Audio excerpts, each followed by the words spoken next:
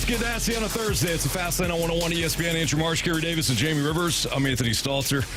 2:04. Your time check brought to you by Clarkson Jewelers, an officially licensed Rolex jeweler. Doug Armstrong appeared on News Channel 5 KSDK, and he gave his honest assessment of where the Blues are at. And if you haven't heard it yet, you don't want to miss this. Here's Doug Armstrong. Yeah, obviously we're embarrassed for where we're at in the standings. It's been a really poor year. I thought, we didn't play well our second game of the year, but found a way to win in Calgary. Then we played an excellent game in Vancouver, and I thought that would be the start of something that we could build off of, and it hasn't gone that way. It's been, as I said, it's extremely embarrassing. The disappointing part is we don't have a foundation that we fall back on any given night. We don't have an identity that we play to. Every night it seems to be something different. And until we find something that has a solid foundation, that this is who we are, this is what we go back to, we're going to continue to have these games where it's something different every night. And that's something that I work with the coach on every day and we talk about every day. Unfortunately, we just haven't found it. So let's kind of reverse engineer this here. So what was one? He's not. If you're just reacting, he's absolutely right. I mean, this has get the nail on the head. This has been embarrassing, and I don't think he's avoiding accountability on it. He put the team together. It looks nothing like we thought it was gonna look like. But if we go back to last season, what was the Blues' identity late last season? So at the tail end of the year, I think the Blues had a very, very clear personality. It was simple, urgent hockey, pucks deep, north-south, fewer cute plays, defense-first mindset, limit chances, survive shifts. Like, do you disagree, Jamie? No, their identity was whatever it takes. And that was basically what it was, because you'd have guys like Robert Thomas blocking one-timers from the blue line. You had guys that were taking hits, making hits. It's the same. There's only a few subtle differences to this roster this year. You don't have Radek Faksa, who was the RoboCop, just threw himself in front of harm all the time, but you still have that. You still have that in Oscar Sundqvist. You have that in Walker. You have it in Tortorella. So I can't sit here and say that, okay, that's the biggest problem. We don't have Radek Faksa. Right. I liked him, loved him as a player, but he can't be the difference. I highly doubt he's worth 50 points in the standings. Exactly. Maybe. But where I do think you fall short a little bit is he was part of that identity, along with all those other guys that I mentioned. I personally thought the loss of Ryan Suter was a big one. Now, I don't know if he could have played a couple of things. Don't know if he would have been willing to be a 40 or to 45 game guy. If he had been willing to be, in and out of the lineup. Not sure. Because he'd never really been, I don't think he was healthy scratched ever in his career until last year in the playoffs when Monty scratched him for Tucker. I think that's the first time ever in his career. So that can be hard to take sometimes. But what he brought, he was a I don't even know what this, like a jerk. Yeah. Like, not to his teammates. He was abrasive out there, cross-checking guys, punching guys in the face, like every time. And the referees let him get away with it because he'd been in the league for 75 years. And seriously, I would be down between the benches. Cannot believe what I'm watching. He cross-checked a guy right in the side of the neck. And the ref's like, nah, it looks fine to me. But this is what he created last year. Remember, like, at the start of the season when he first got here, nobody was allowed around the blue paint. Did whatever it took. And then all of a sudden, Colton Parayko's cross-checking guys out of there. All of a sudden, Justin Falk is doing it too. Then the team is a pack mentality. I'm not saying that Ryan Suter is the difference, but you start putting the pieces together of the grit and whatever it takes, and the grizzled old veteran, and you're missing some of those components. That shouldn't stop you from playing that way, though. Right. Like, you have so many guys that should be able to do that. Now you got some young guys. Snuggie. Again, I think I said the other day, he was an accent piece. He was, oh, wow, look what we found. Now he's like, he has to perform. Right. And the biggest mistake that I think the Blues made, or maybe they didn't internally, I shouldn't speak for them, but a lot of people are like, well, Snuggie's going to be a 30 to 40 goal guy. Like, next year, he's a first liner. He had never played in the NHL for a full season. So there's a lot of things. Dalibor Dvorsky's a regular now. He wasn't going to be a regular. You've had some injuries. You haven't been able to create your identity. And that's what we're seeing on a nightly basis. A team without an identity that sometimes, I'll just be honest and frank, sometimes I'm like, I don't really know what I'm watching. Hey, Frank. Huh? Said you'll be honest and frank. I said, hey, Frank. I didn't say frank. You didn't say I said frank? I'll be honest. And I don't ever say I'm going to be frank. You said you were going to be frank. No, I didn't. Did I? I think you did. We'll have to check the Are audio. you serious? You don't know the words that come out of your own mouth? You may You said, have. I'll be honest and frank. I said, hey, Frank. Did I say that? Yeah. Yes. Oh. I don't know. Now if you'd have kept going, that would have been a great gaslighting moment because then I would have thought, well, maybe I'm crazy. Maybe you thought I you were honestly going to don't say honestly and frankly. Maybe. Maybe I was going to say vegan. Maybe I you don't may know. have. Yeah. We got a text here says, is Frank a vegan? Who knows? I don't know. Yeah, I don't know. I'm sure there is Probably. a Frank. That's a that vegan. is a vegan. Yeah, sure. But what I was going to say, to be frank, is what I was going to say is that some nights they're boring. Some. They've been fun the last few nights. They just haven't won. It has been more fun. They have been fun to watch the last But 3 before or 4 that, like games. some nights you're like, okay, well, like even as an analyst when I'm on the games, I'm like, You're there some nights. I don't know what to talk about. Yeah. Like, what do you talk about? Because there wasn't the big hit, the big fight, the big goal, the big penalty kill. Like most nights, it's highlighting the goaltender because they've been hung out to dry and they have to make some spectacular saves. Yeah. I wonder if they, at the end of last year, where they were in the standings, they needed to play desperate hockey. They started playing playoff hockey in the regular season that carried into the first round, and that is tough to do for a full 82. You can't. It's exhausting. It's exhausting, and it's hard to do it year after year. And this team, they've only proven to do that for a couple of months. They haven't even shown they can do it for a full season. No. Yeah. So what makes you think they can do it for back-to-back seasons? Marsh, I agree with you.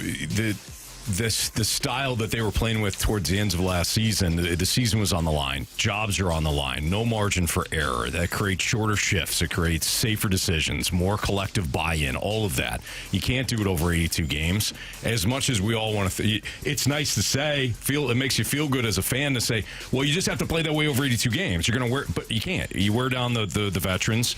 You'll lose some legs. You lose some of the creativity. You can do that for 15 to 20 games. You can make a playoff push. You can do it in the playoffs because you're just living off all that adrenaline. Yeah, it's not sustainable. Right, but not if you're second to last in the regular season. You're not going to make the playoffs. Yeah, that's why there's ebbs and flows to a season. Like last year, the Florida Panthers, they're back-to-back Stanley Cup champions, but it's not like they played great hockey for a full 82 games. Like they had ebbs and flows to their season. However, they knew when to dial it up. Yeah. And because they are a winning team. Yeah, and they're doing the same this year. Paul Maurice openly saying not too long ago, hey, look, we know where we're at in the standings. We're just trying to limp into the playoffs. We just want to limp into the playoffs because they just got Matthew Tkachuk back, Barkov's back on the ice here. So they don't have their team.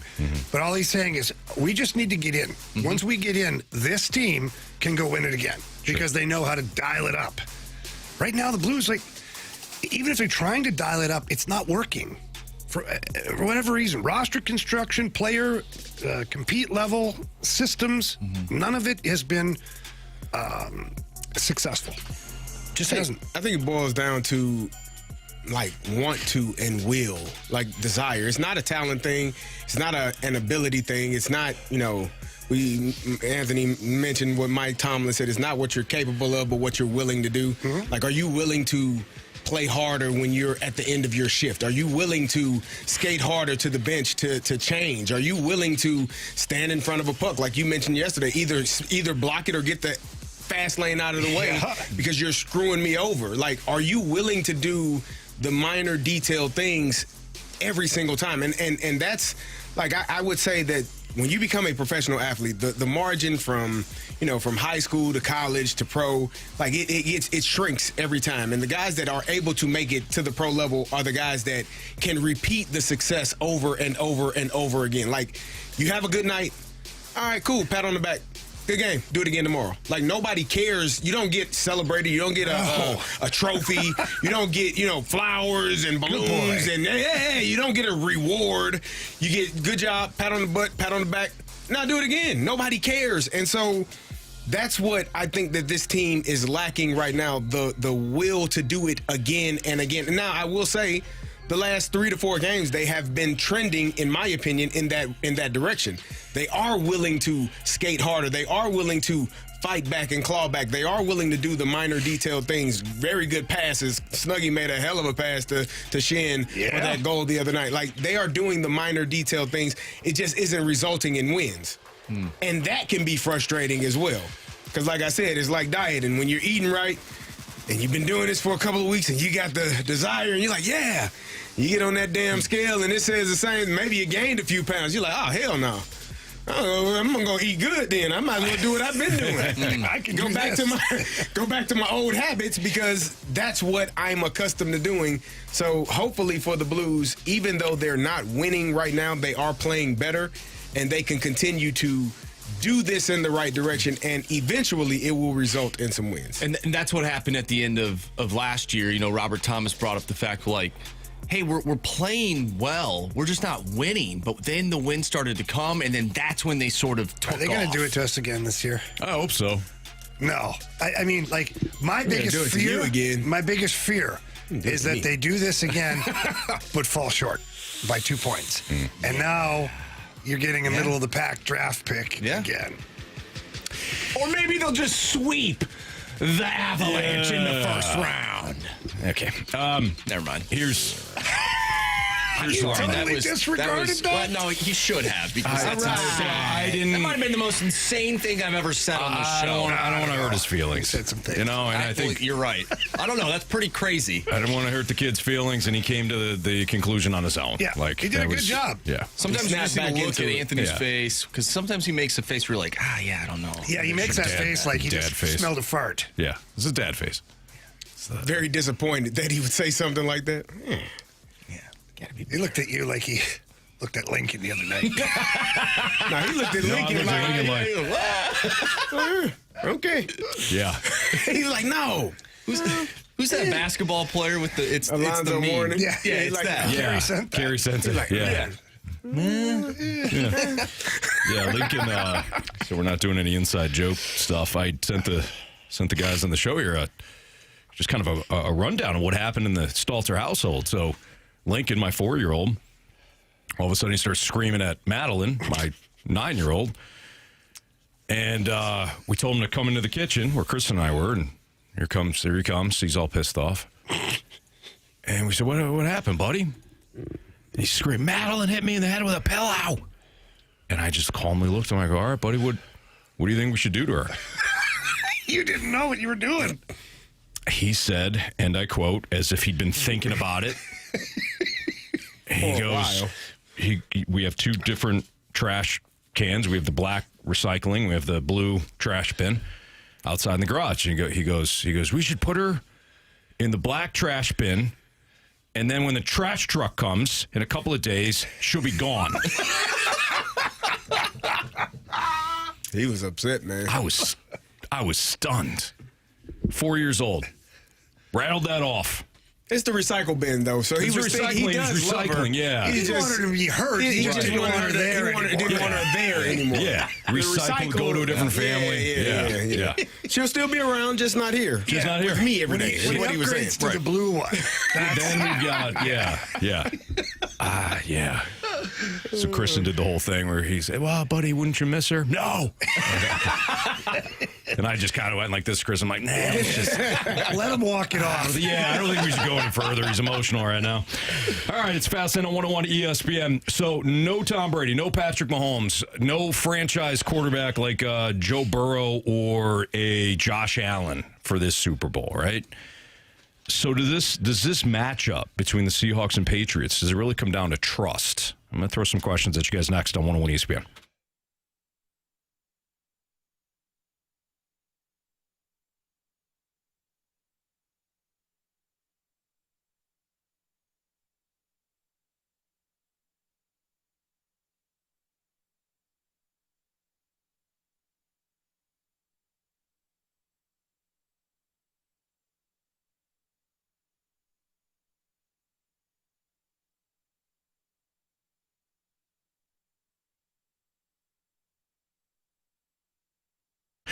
Well, football's biggest game is right around the corner. As you know, we're still a week and a couple of days away, but now's the time to start thinking about that matchup, Seahawks and Patriots.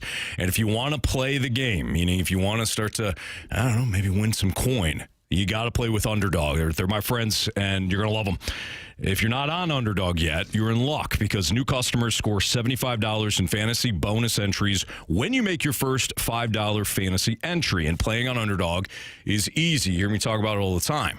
You look at the matchup, decide whether or not you like a certain player's matchup. If you don't like it, go under on some of the, go lower on some of the stats. If you like the matchup, then go higher on the stats. So touchdowns, rushing yards, receptions. They even have fantasy stats. They've got defensive metrics as well. So if you like a certain matchup for the big game, great. You can go higher or lower on certain players' stats. For me personally, I think Drake May will go higher on his rushing total. I'll have more picks next week. They got new promos dropping daily in the app, so if you like making entries and winning money, Underdog is the place to be for the big game. What are you waiting for? Download that app today. Use promo code Anthony to score $75 in fantasy bonus entries when you play your first $5 on fantasy. That's promo code Anthony at Underdog. Make plays, win money. Must be 18 or older and present in Missouri. Terms apply. See assets.underdogfantasy.com/web/play and get terms _DFS_.html for details. Concern with your play, call 1-800-GAMBLER or visit www.ncpgambling.org.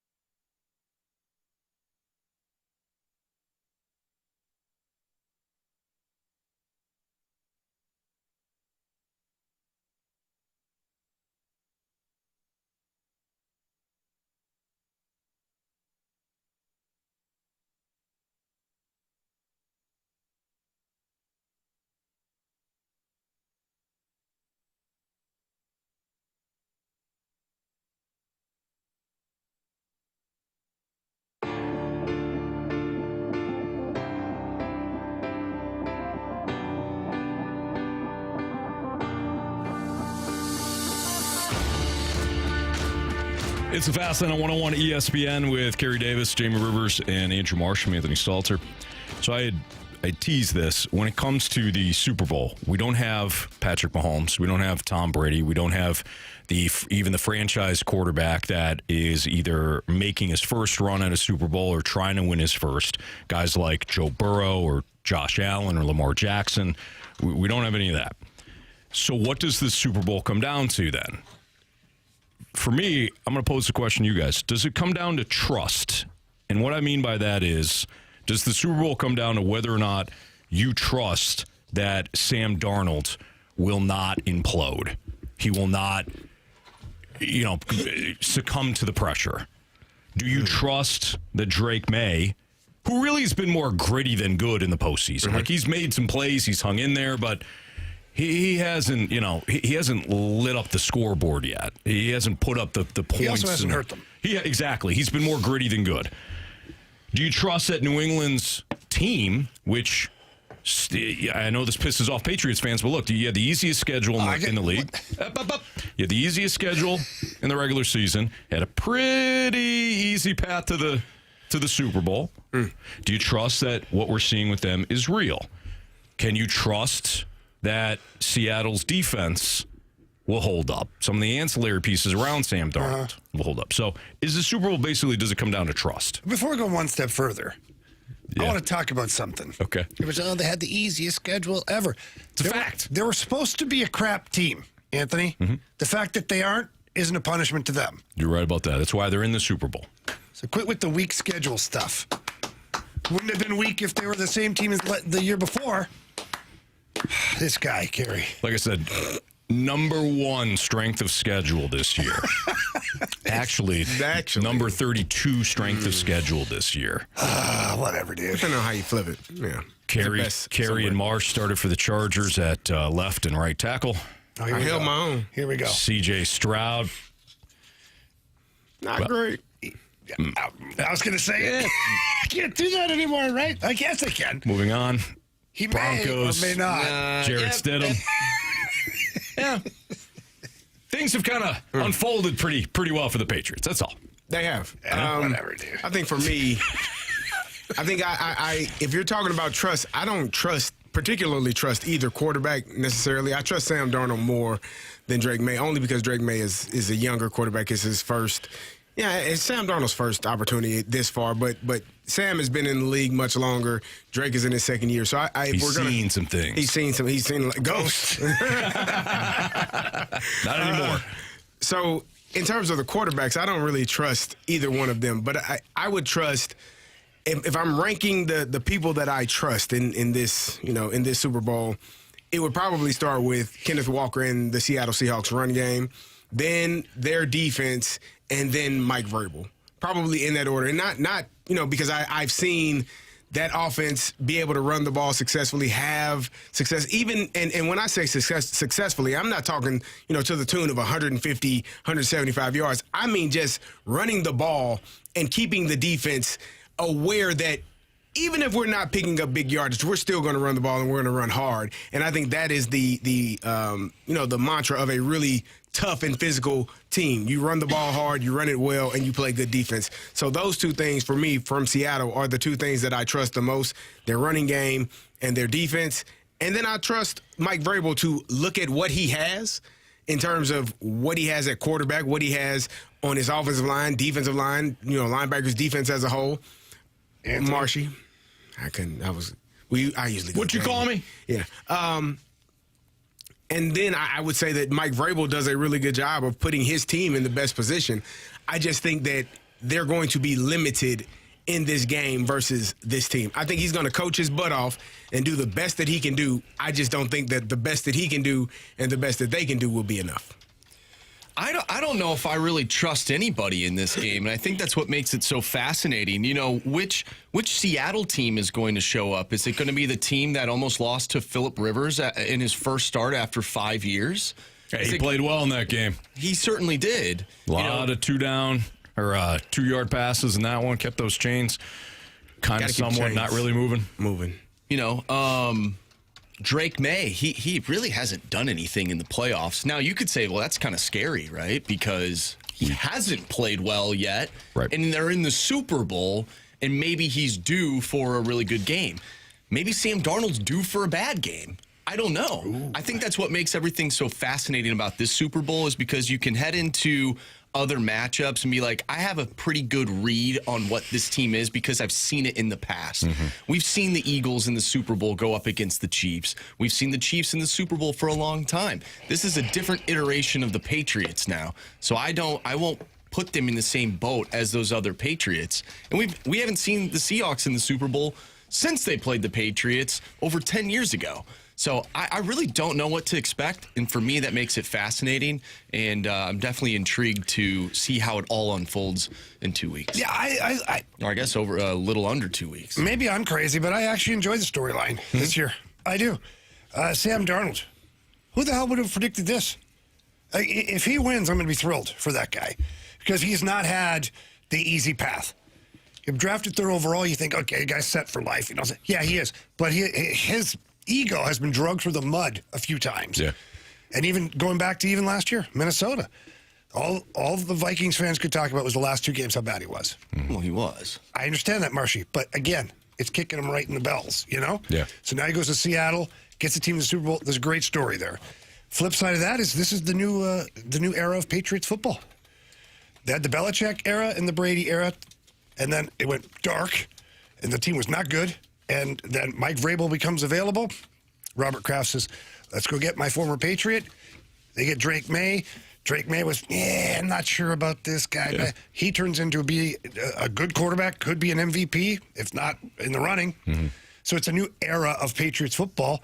I think both of those stories are compelling to me. Yeah, I'm with you. I don't think this super relaxed for storylines at all. I also, Marsh, I'm more in line with your thinking, and I don't even think it's a negative thing. I don't either. What I mean by that is I don't know. I don't know if I trust Sam Darnold. I know that the guy balled out against the Rams. I also have seen him struggle in the second half where he's trying to do too much, and it reminds me of the Sam Darnold that used to wear green and white. Which version do I trust? Which version we're going to see next Sunday? Absolutely not. I have no idea. The Patriots, there were times this year I'm like, clearly the Patriots are the best team in the AFC. I thought they played like the best team in the AFC. But if I look at their schedule, I'm like, they should probably, any team that looked halfway decent probably does what the Patriots do. So I don't know if I trust what I'm seeing in the Patriots. I wouldn't be shocked. I wouldn't predict it, but I wouldn't be shocked if Seattle blew them out. So I don't know what to trust going into next Sunday, which is exciting. I actually think the real takeaway here is that the Super Bowl is going to be decided on a bad decision. It's going to be a forced throw by Darnold. It's going to be a fumble by May. It's going to be a deep shot that hits or doesn't. I think it's going to be a mistake. Did you just compare Sam Darnold to Carson Beck? Carson Beck? I think you did. What? When you said it's going to be a bad pass by Sam Darnold, like a pass to a defender that has no business being thrown to. Mm-hmm. A guy on the other team, yeah. What did the last 2 national championships they were decided by? Good coaching. Sure. Big 10 teams that were better than the other? Sure. Marshy, tell him. Decided by? In the end. In the end? Yeah. Not big picture, just literally in the end of games. Is that how? Bad throws. Bad throws? Will Howard made a good throw to basically seal that Ohio State win. Yeah. What happened on the other side? The game was over. Yeah, Anthony, I don't know why you always highlight the negatives, I believe it was a 2-score game at that point. Whatever, dude. Sam Darnold, Carson Beck. No, I'm not going to let you do this now. You brought this up. I didn't compare the guy to Carson Beck. You did. Don't you put that That's evil on me, essentially Ricky what you Bobby. just You said. assumed it, Carey. Well, that's You what did it sounded assume like. It sounded like to you. Sounded like. I This said it. guy I didn't hear has him been say on the that. Thank you, Jamie. Carson Beck has been on the Sam Darnold train since August. You know what? I'm going He to told Bill us. Burr this thing. You know what I did? I said something. It went through Carey's childhood, bounced all around, and then it came out Carson Beck. You could literally name any other quarterback that has ever played the game of football to throw an interception at Russell a Wilson. terrible time, and you could have named that guy. Sure. But Kerry decided to go with recency Carson bias. Beck is the He last could have just stuck game with that we Russell watched. Wilson. Same What's your team. problem? That's 10 years ago. Anybody remember that? We remember, but that was, We all that was remember. 2 weeks ago. We all remember it was Ricardo Lockett. Yeah, in we the do end now. zone with Some the of us thought it candlestick. was Tyler Lockett, who was still in college. You know what? Different spelling. Speaking of Tyler Lockett, feel bad for that guy because he came in after the Seahawks went to the Super Bowl. Played incredibly well. Went his entire career with the Seahawks, and then now he's not with the Seahawks, and they're back in the Super Bowl. Yeah, it's tough, man. Bees like that sometimes. That's tough. Yeah, that feel is. bad for him. Yeah. He'll be all right. He'll get a ring. At least Ricardo Lockett got to play in one. I think he will. No, he won't. Yeah, he did. Yeah. Made an impact, too. Played in 2. Ricardo Lockett did? Mm-hmm. Yeah. Won one of them. Won. Yeah. Yeah, right. What's trending is next on 101 ESPN.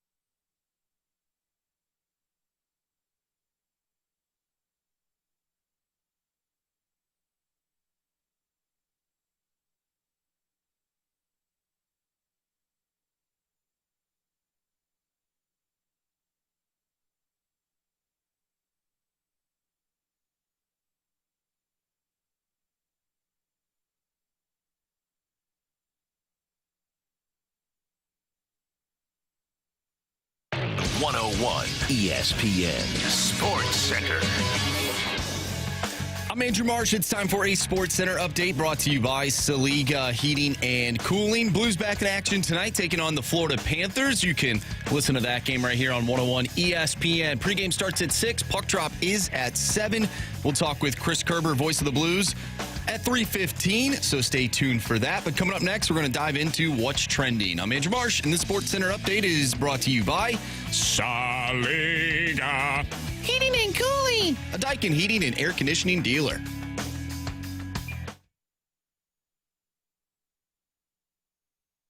What are the hot topics in the sports world? What in the wide world of sports is going on here? It's time to find out with What's Trending? Brought to you by Elite Comfort Experts. Heating and cooling with no gimmicks, just guarantees. EliteComfortExperts.com.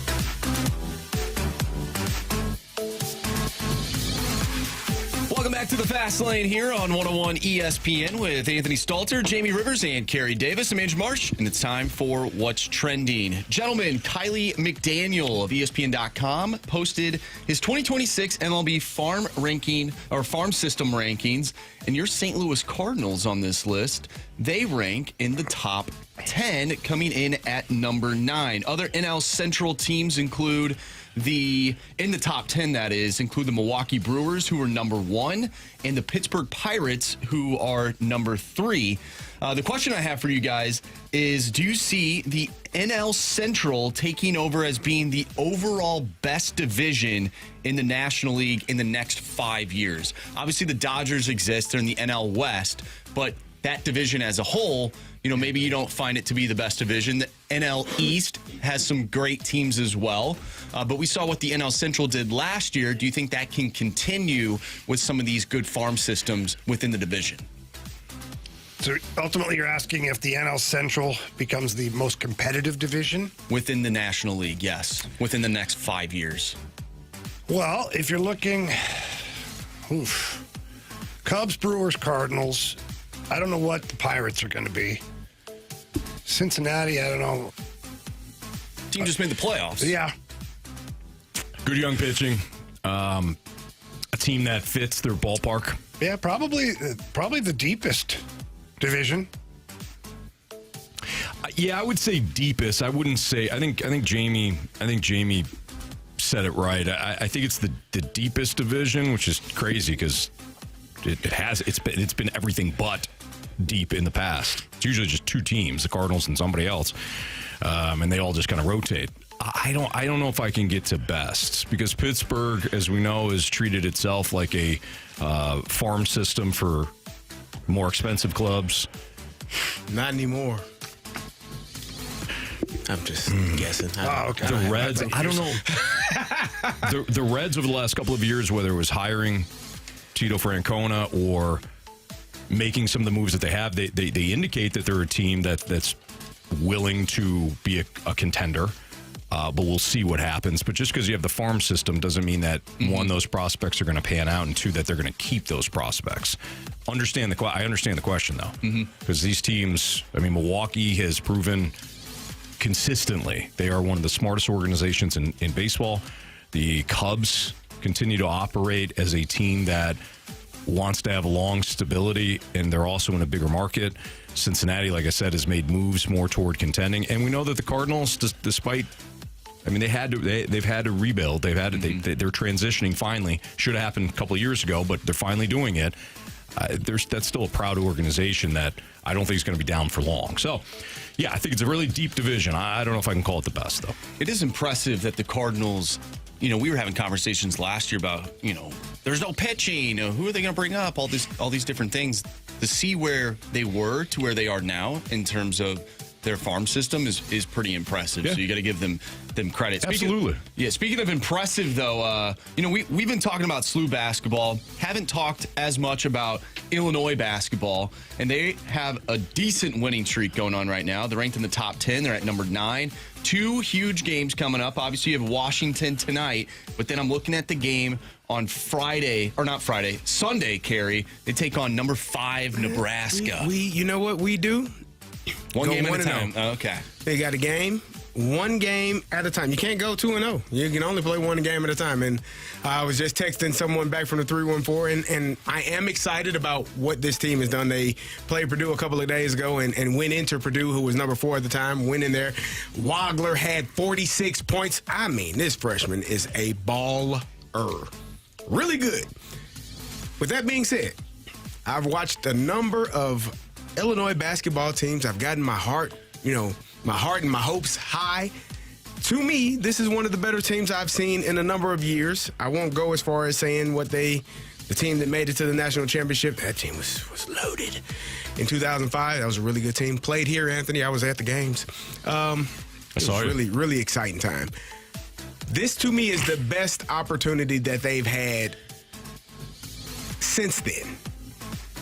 And I've said this, and they went out and lost to Sister Jean and the good people. They got stomped one year against Connecticut where they didn't even score. Anthony reminds me the second half was pretty rough. He likes to talk about that. Connecticut won the national championship that year. This, to me, is the best team that they've had in a while.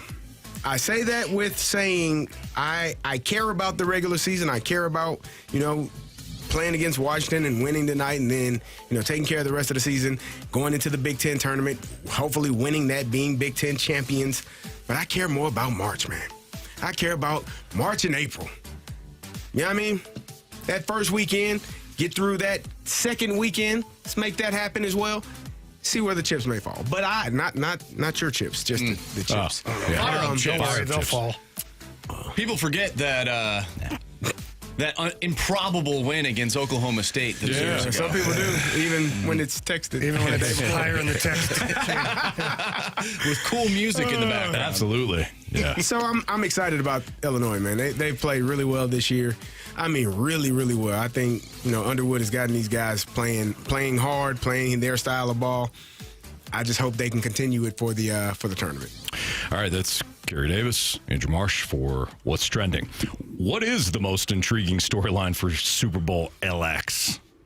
Well, one national radio host considers this to be one of the worst quarterback matchups in Super Bowl history. We'll let you hear what he says, and we'll discuss whether or not we agree. That's next on 101 ESPN.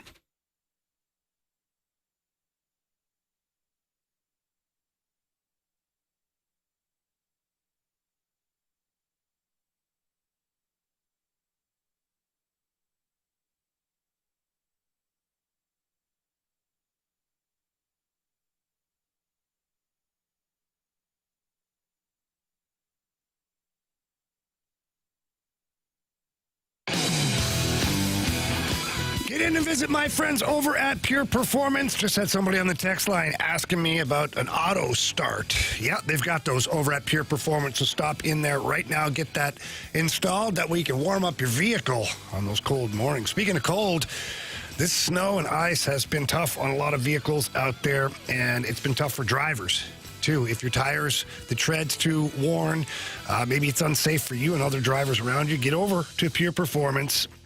Located in St. Peter's, right off of Highway 70. Take the Cave Springs Boulevard exit. Walk up to the counter, ask for Shelby, and tell her, hey, man, I'd just like to have my tires checked out, want to make sure I'm safe. They will evaluate that for you, and they sell all kinds of tires. So it's not just the big oversized ones. They have tires for every single vehicle that is on the road. They also have a 25,000 square foot facility where it is just covered with accessories for your vehicle. No matter what vehicle you drive, Pure Performance has something for you, and you're going to absolutely love it. So please head over there in person. If not, head to their website online. Check them out at pureperformance.com. That's pure, P-U-R, performance.com.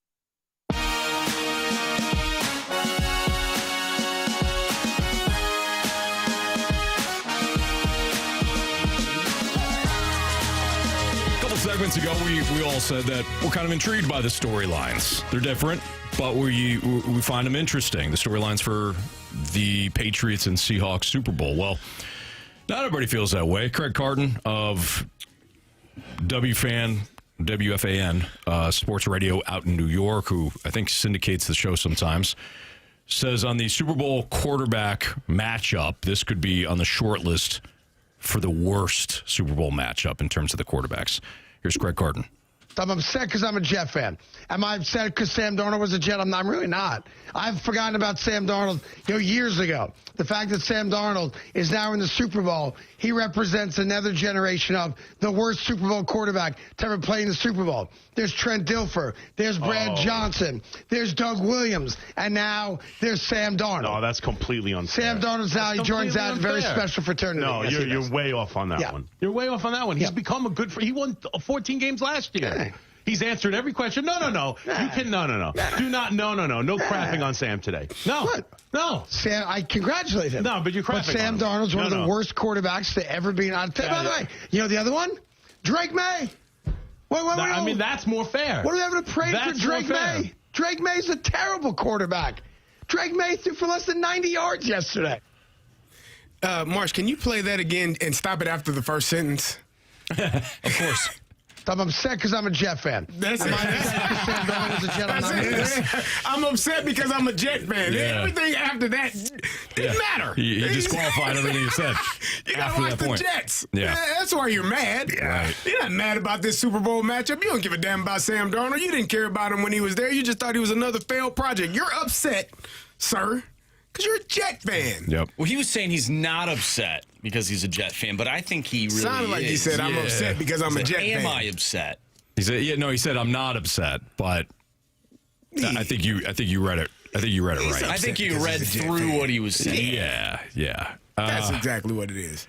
And Drake May stinks because they're in the same division. Yeah. Right. Here's the thing. Like, are we going to do this every time one of the top 3 to 4 quarterbacks don't make it to the Super Bowl? Because that is essentially what he's saying outside of I'm a miserable Jets fan. He's saying that we don't have Mahomes, we don't have Lamar, we don't have Josh Allen, we don't have Joe Burrow, and thus it's a bad matchup. Sam Darnold's played well this year. Drake May has played very well. I don't think he wins the MVP. I think that goes to Matthew Stafford. But he's earned the right to be here. He won those games. Other guy didn't. So I don't really understand the whole this is the worst quarterback matchup. Based on what? Drake May didn't light it up in a blizzard last Sunday. Patriots won the game. CD's been saying it since Monday. They did everything they had to do to win the game. Everything. And you know what? Sam Darnold, to get to the Super Bowl, had to do what? He had to win a shootout against Matthew Stafford and Sean McVay. Think about that for a second. Matthew Stafford and the Rams gave Seattle everything they can handle. And I know Xavier Smith muffed the punt. They had mistakes, but Seattle had mistakes too that allowed the Rams to score. Biggest one being Reek Woolen having the big penalty to set the Rams up when it should have been a punt. They've scored on the very next play. Sam Darnold had to win in a shootout. Yeah. So I don't. To me, it's sour grapes. I think we overblow. I've said it a lot, and we talk about quarterback championships and this, that, and other. We talk about individual players winning a championship. That's why when I talk about Jordan versus LeBron, I never bring up Jordan versus LeBron. I never bring up Jordan got more rings because that's a team statistic. He didn't win the damn thing by himself. He didn't. He didn't. Steve Kerr hit a big shot. John Paxson hit a big shot. Scotty played good defense. Dennis rebounded well. It's not Horace Grant. Horace Grant set good picks. Yep. Bill Cartwright hit that mid-range ugly jumper. There's a lot of people that are involved in winning a championship. And so listening to this person talk about the quarterbacks or the name brand quarterbacks not being involved, that doesn't mean that the game won't be good or that it's not good. Right. It's a team game. It is I love playing chess, and football is similar to chess. It's chess moves. You have to do something to try to set up something else later, or notice that this is being set up against you. You have to understand exactly what's taking place so that you can be prepared for counter moves and moves after that. So I think that this is going to be a good matchup. It's not the name brand quarterbacks that you know and love, but so what? It's still two really good football teams who have earned the right, and I know the Patriots may have had less work to do than others, but they still earned the right to get here. Still won the games they're supposed to. Games. They played 3 really good defenses. They did. Yeah. Thank you, Andrew. That were You're welcome, Jamie. quarterback, and one really good quarterback. And one really good quarterback. Yeah. Thank you, Carey. There is something, though, to Kind of good fans that want to watch sort of a sexy quarterback matchup.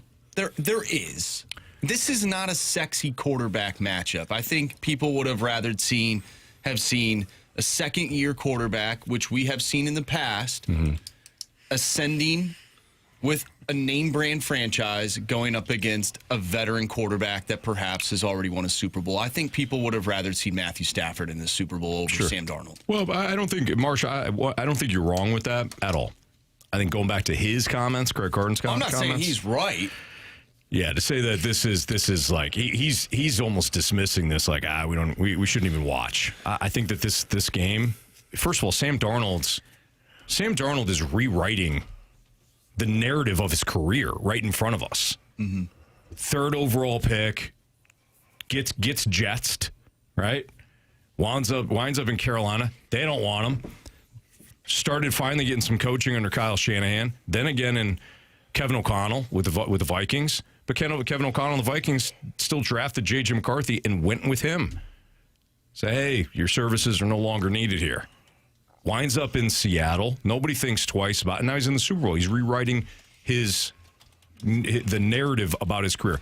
And Drake May, if he wins, he could say, man, I arrived in my 2nd year. Mm-hmm.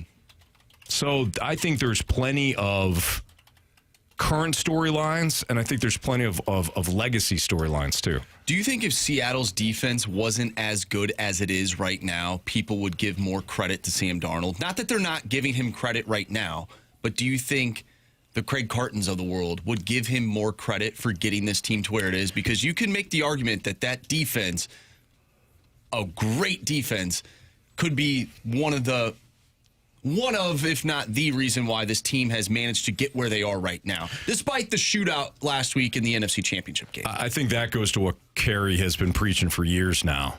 It's a team game.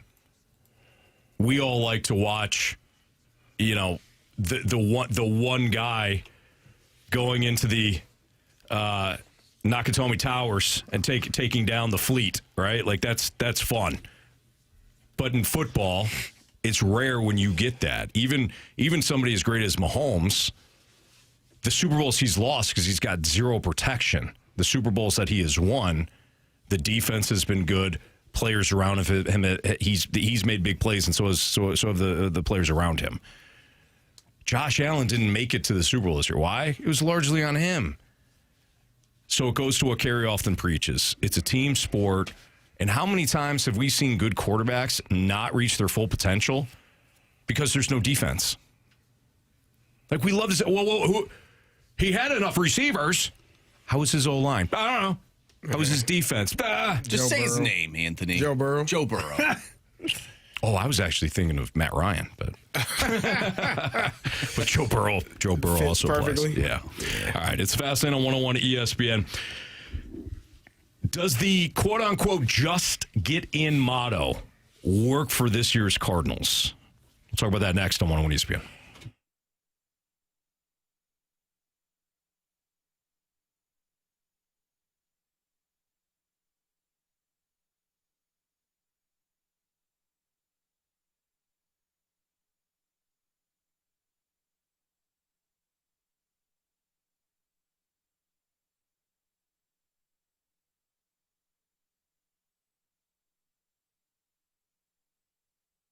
We were just talking about it. The matchup that is coming here in a week or so should be outstanding. And for FanDuel, it is the last call for football on FanDuel. One final Sunday, one last kickoff, the final chance to place your bets before the NFL season closes its tabs. This is Super Bowl 60, and FanDuel is making sure that you are in on it. If you're a new customer, bet $5 and get $200 in bonus bets if you win. So whether you're backing the favorite, riding with the underdog, or building one last same-game parlay, make it count, because after the Super Bowl, the season's over, and football is officially done. Last call for football on FanDuel, an official sportsbook partner of Super Bowl 60. Visit FanDuel.com/local to get started. Must be 21 plus and present in Missouri. Gambling problem? Call 1-800-GAMBLER. First online real money wager only. $5 first deposit required. Bonus issued as non-withdrawable bonus bets that expire 7 days after receipt. Restrictions apply. See terms at sportsbook.fanduel.com.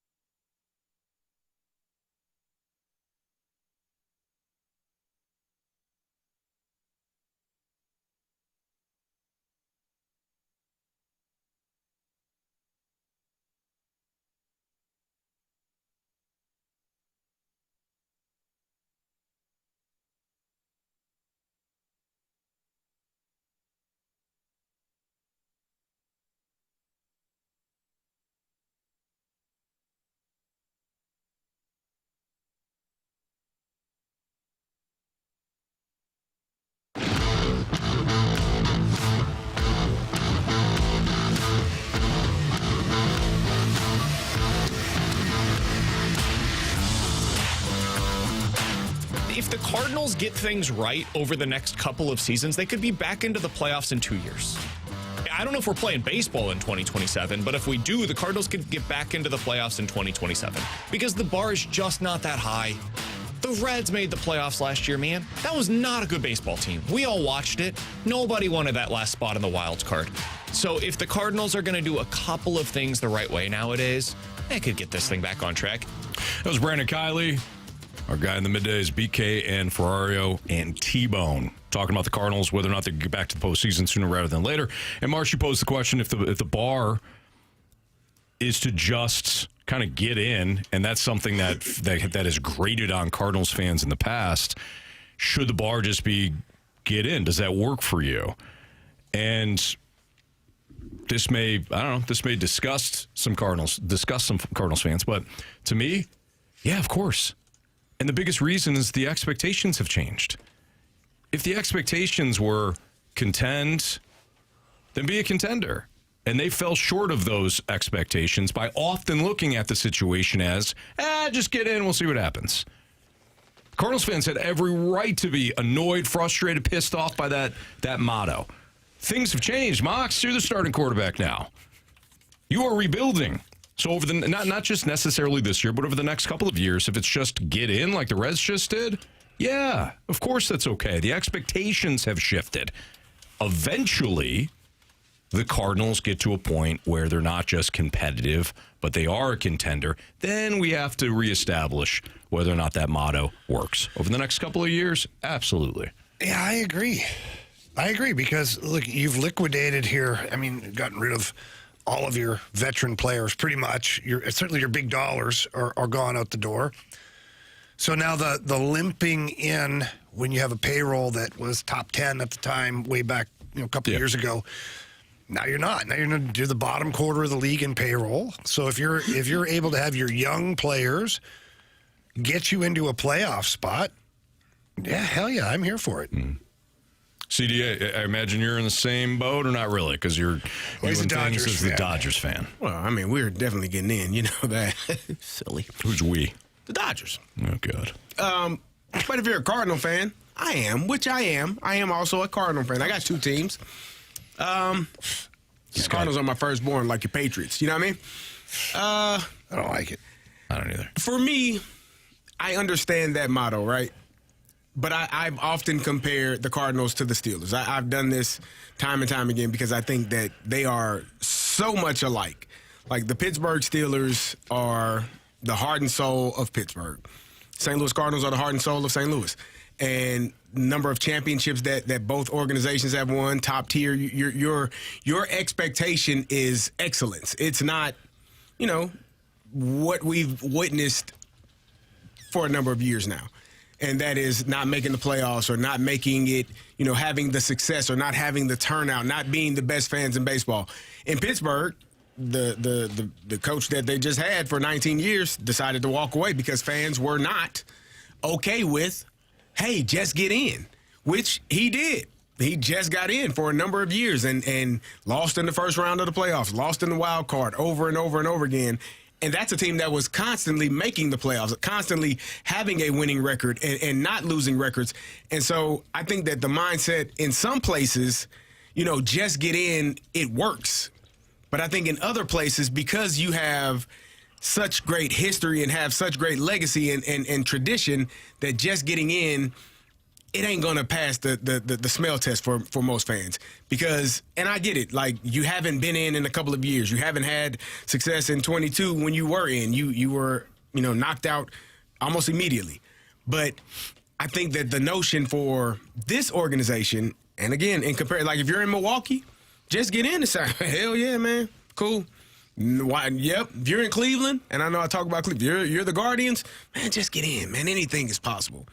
But if you are the St. Louis Cardinals, I don't think that motto really fits your brand. And we often talk about brands of an organization or brands of a team and expectations. And the Cardinals are the upper echelon of brands in baseball.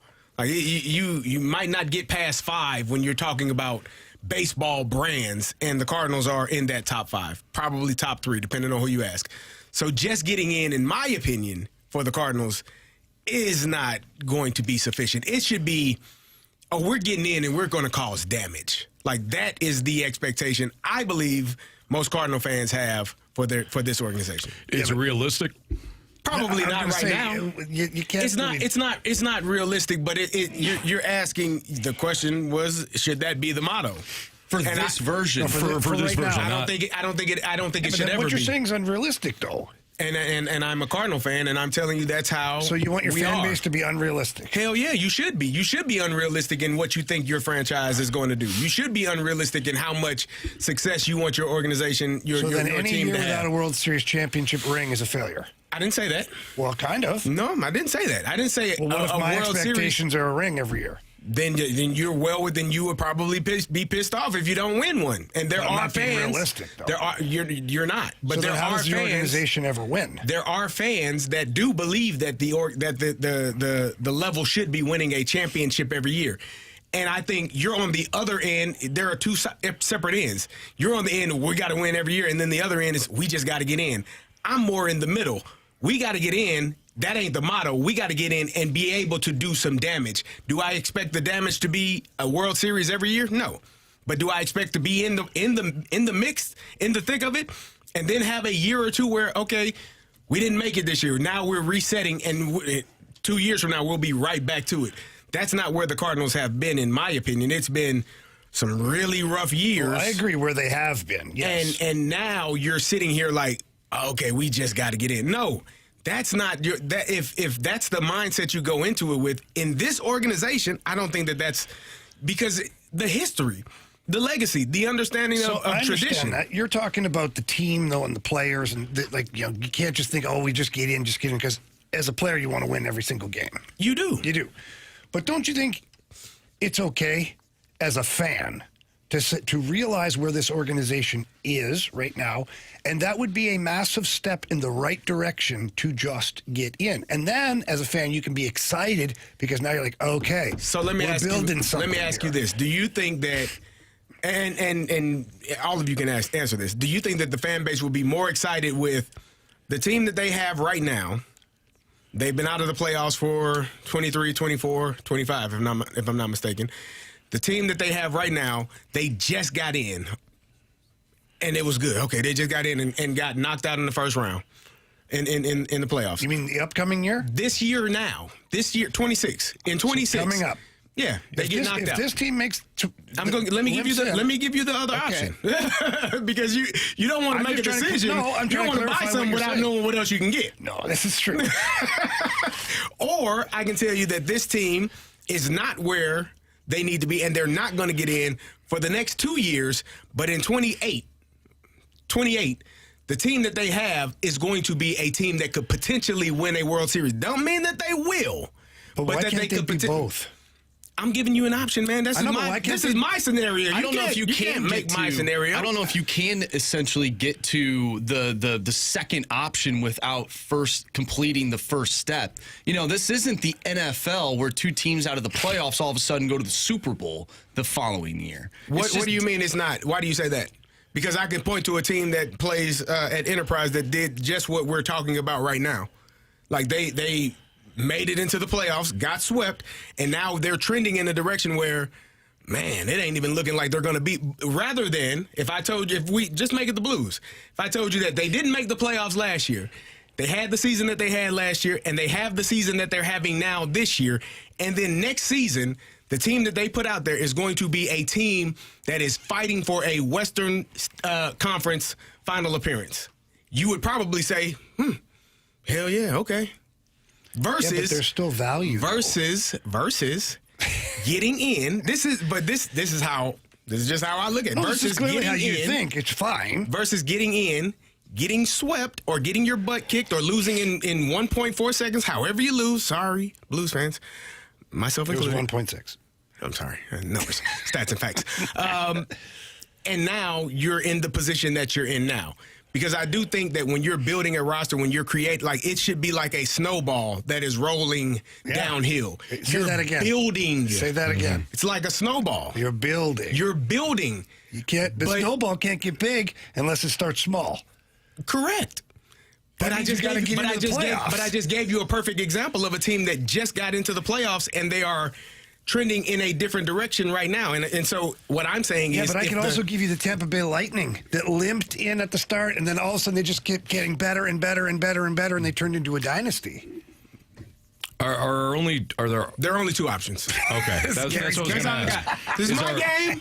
It's how I play it. So you only get two options. So our only options are limp in and make it. Limp in and get smoked, or you wait a couple of years and now you're NLCS why can't ready. you do both? Yeah. Because it's my damn game. I know, but your game's broken. Yeah, but Jamie, you make the rules up whenever you want to. I think the key is my game.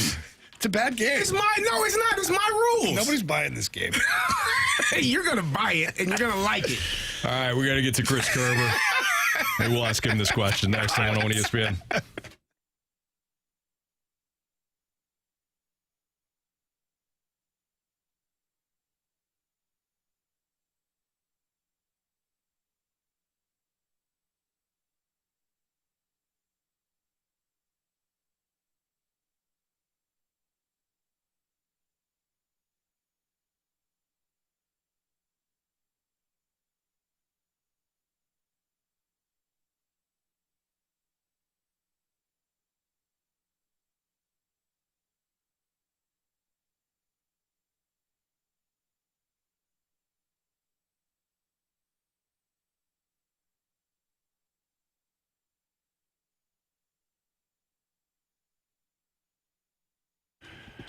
If you're thinking about selling your St. Louis area home anytime soon, please call my friend Gloria Liu with your home sold guaranteed. Gloria sells more homes faster than any agent around.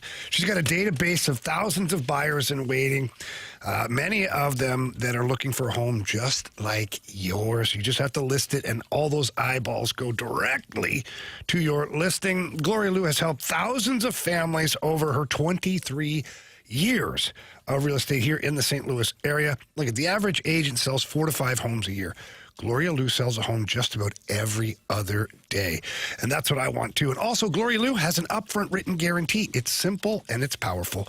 Gloria will sell your home at a price and time frame acceptable to you, or Gloria will buy it herself. That's it. That's her guarantee. She's in writing. So please give her a call today. Tell her Jamie Rivers sent you in. Her number is 314-325-6888. That's 314-325-6888. Or you can visit GloriaHasTheBuyers.com. Remember, the seller and Gloria must agree upon price and possession date.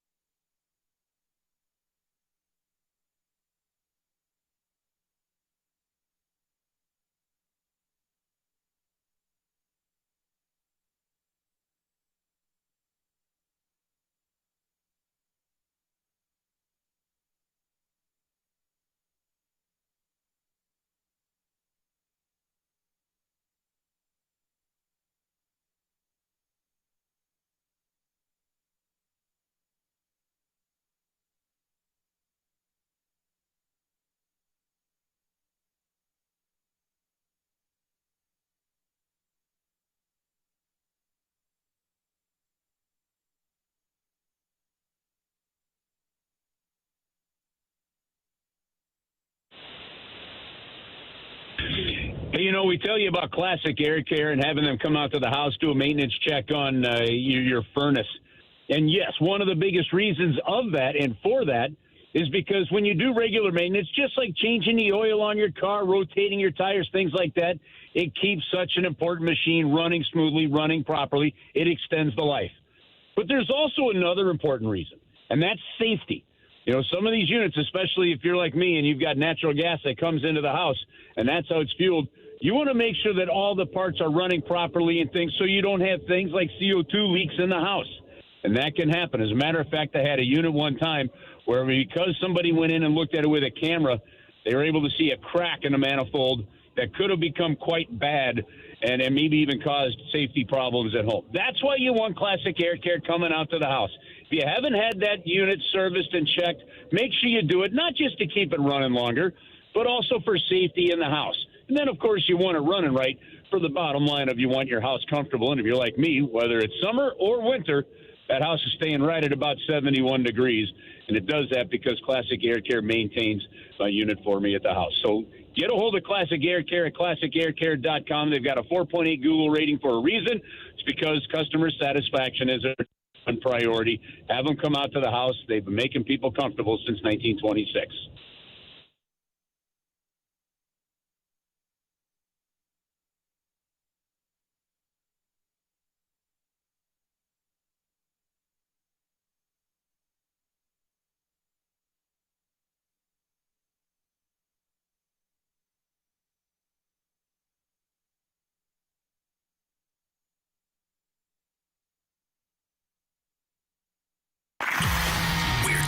Everything St. Louis Blues as we head into the Blues booth on 101 ESPN. Presented by Boardwalk Hardwood Floors. Find your perfect new floor at boardwalkhardwood.com.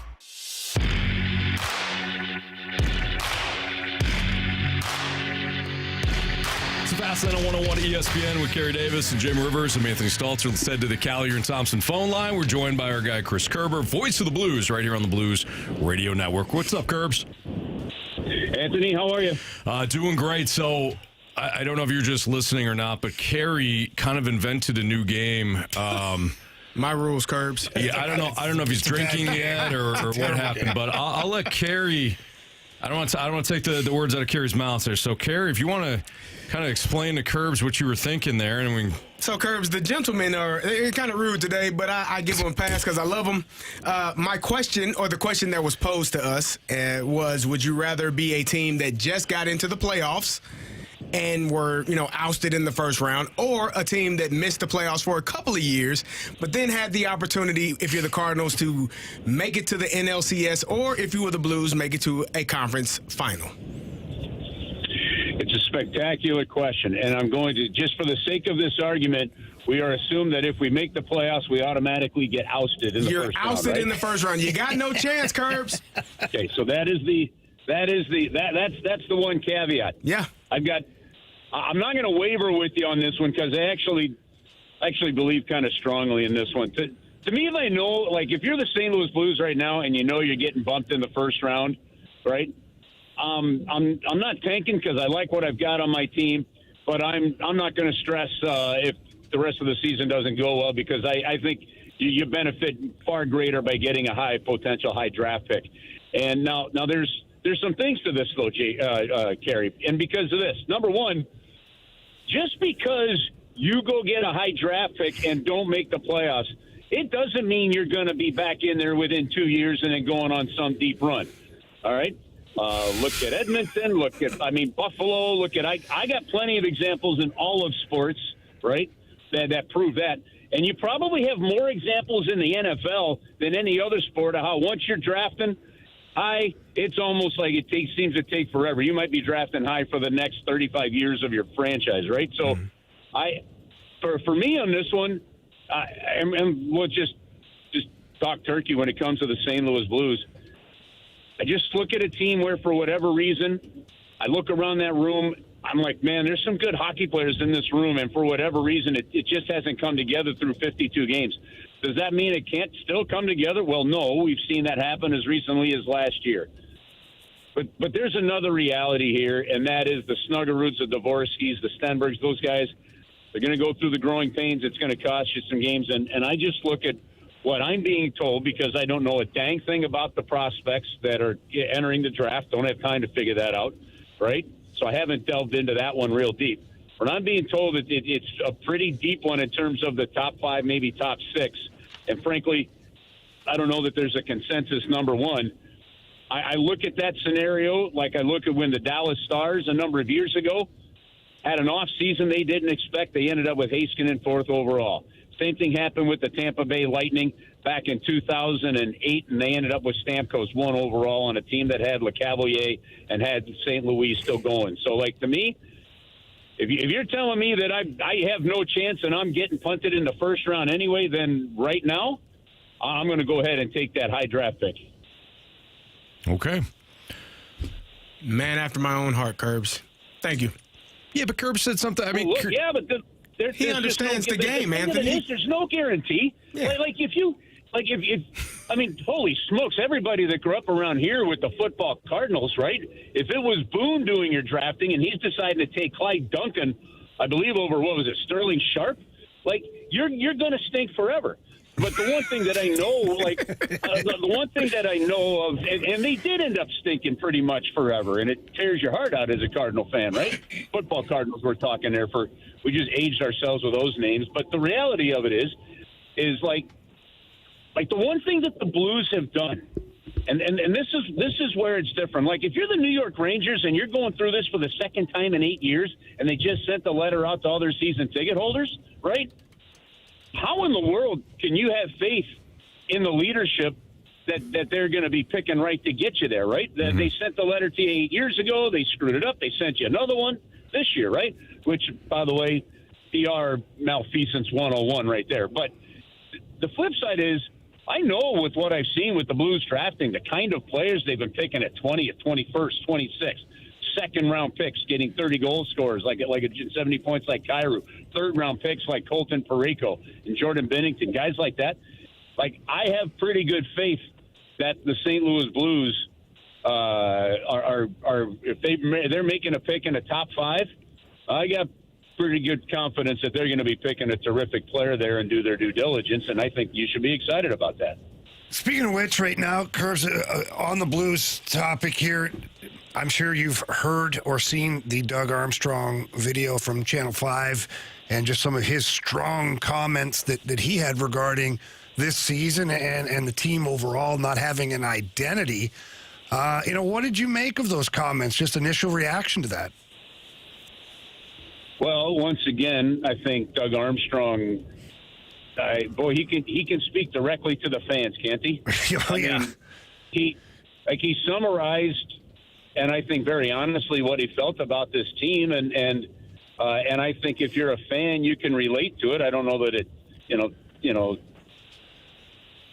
curbs your frustration as a fan, but yeah, like the expectations were higher. He said he was embarrassed by where he's at and where the team is at, and I know the pride that Doug takes in making sure that he really, and he said this multiple times, by the time he's done, it's to leave the franchise in a better place than when he got here. And in his last year as general manager, missing the playoffs really isn't something that tickles his fancy. And so he put a plan in place, and he's still going to see it through as president of hockey operations. Jamie, I think there's another way of looking at it. Like, yeah, they don't have an identity, but you couldn't get Reddick Foxa re-signed, right? And to me, your identity was that fourth line.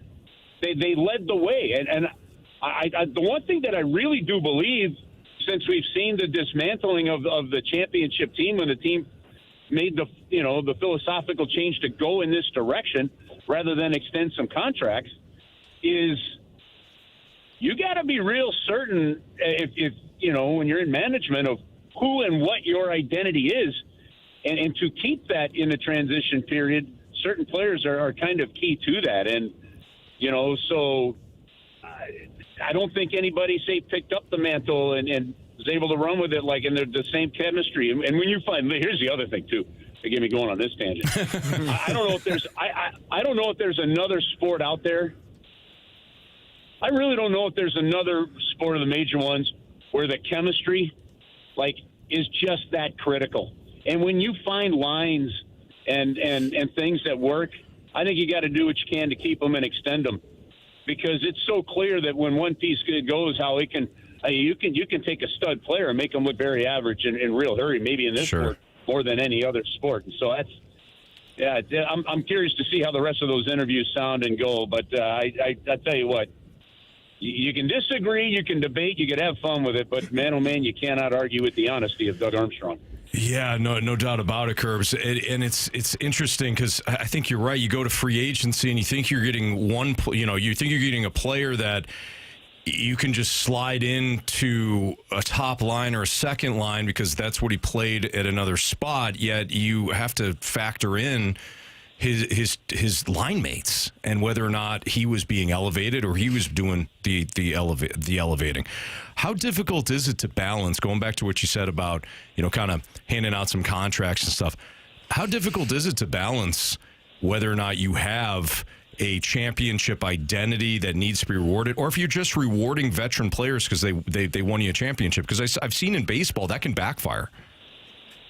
Well, I mean, and again, this now I'm speaking just of my opinion, Sure. as much as anything else. I don't want to put words in anybody's mouth to get anybody to misunderstand where I'm going at here. But I'm prepping for tonight's game, and you realize that Nico Mikkola has just won back-to-back cups with the Florida Panthers, right?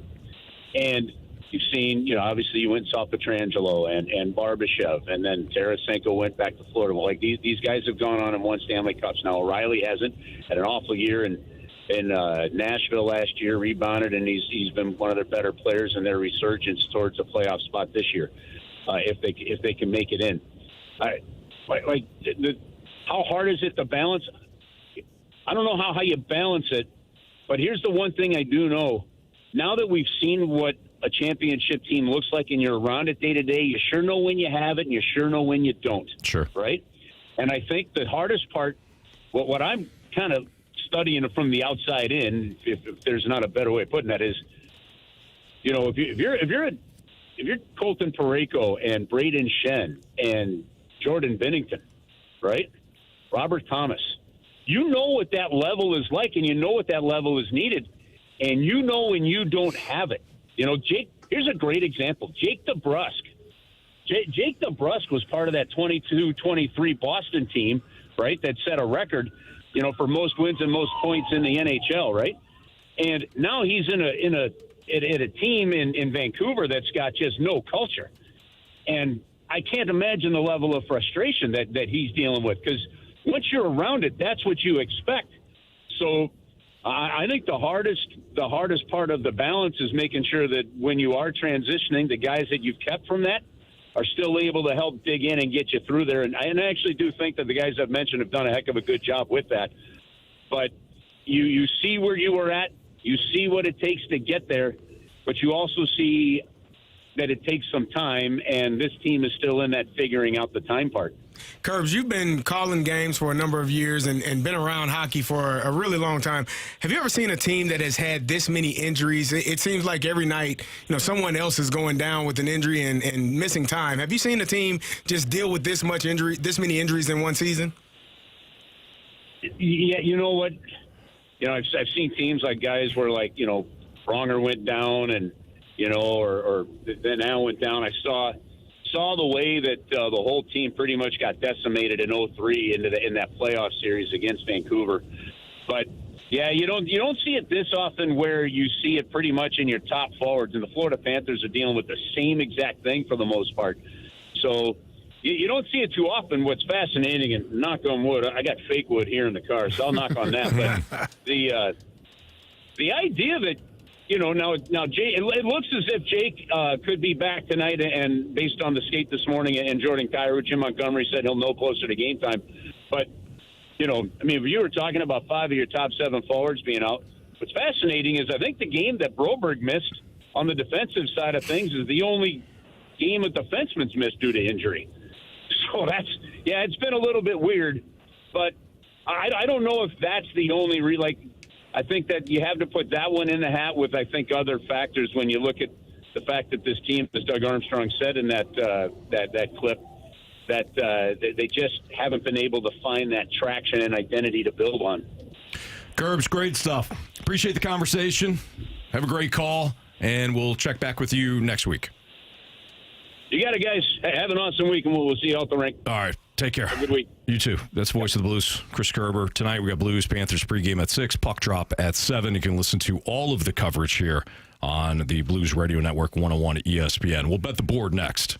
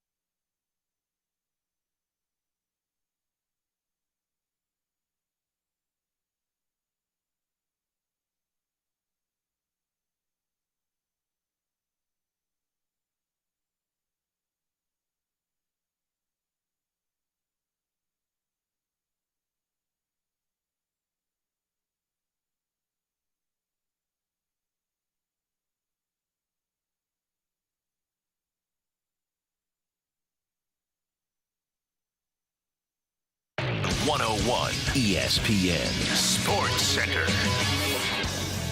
I'm Andrew Marsh. It's time for a Sports Center update brought to you by Saliga Heating and Cooling. Blues take on the Florida Panthers tonight. You can listen to that game right here on 101 ESPN. Pregame starts at 6. Puck drop is at 7. If you missed our conversation with Chris Kerber, make sure you go to 101ESPN.com or check out the free Dobbs Tire and Auto Center's 101 ESPN mobile app. Just head to the podcast page. You'll find all of our interviews and all of our shows there. And it's all brought to you by the Schaefer Door Company. We're going to bet the board next. I'm Andrew Marsh, and the Sports Center update is brought to you by Saliga Heating and Cooling, a Daikin heating and air conditioning dealer.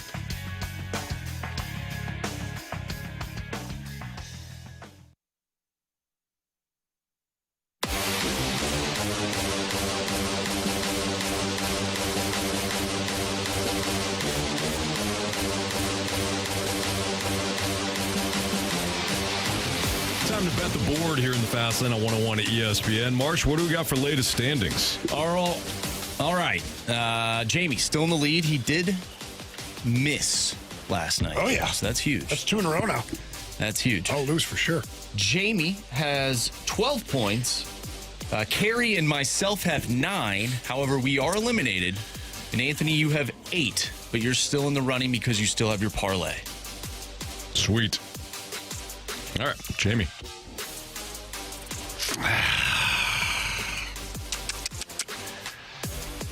Yeah. I'm having a tough time here with the... Oh, you take your time. Yeah.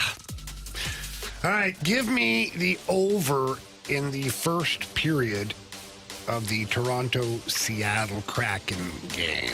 It is minus 140. I'll have what Jamie's having, just the opposite. You're a bag of...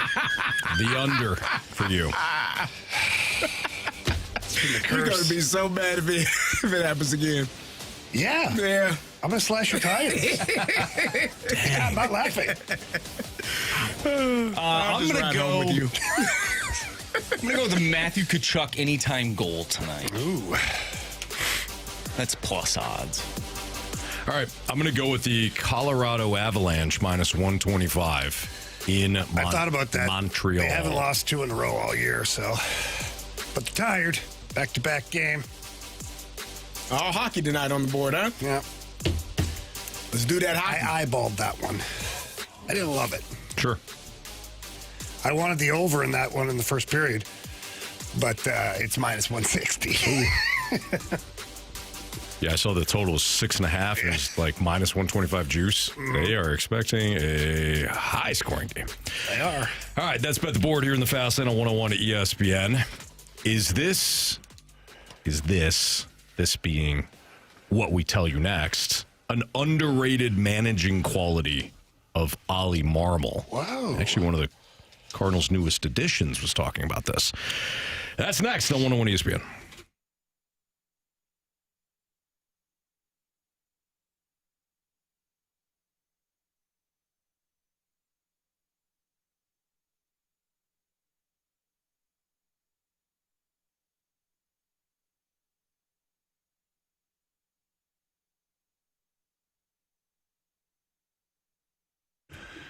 My friends over at Circus Sports got a lot going on these days. The Super Bowl coming up. You got to make sure that you get on there and check things out. They got so many great things that are in line for the big game.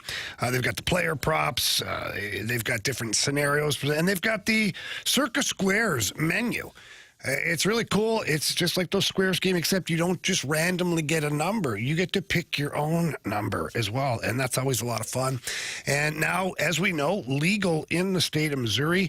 So get on the App Store or the Google Play, and you can download the Circus Sports app. It's the white logo. Get over there, click on that one. That's for the state of Missouri. And then you're off and running. They got tight money line splits. They got the best odds of any app that is out there. Download other apps, take a look, compare. I'm telling you, Circus Sports on a nightly basis, they've got the best odds available. And they celebrate their winners.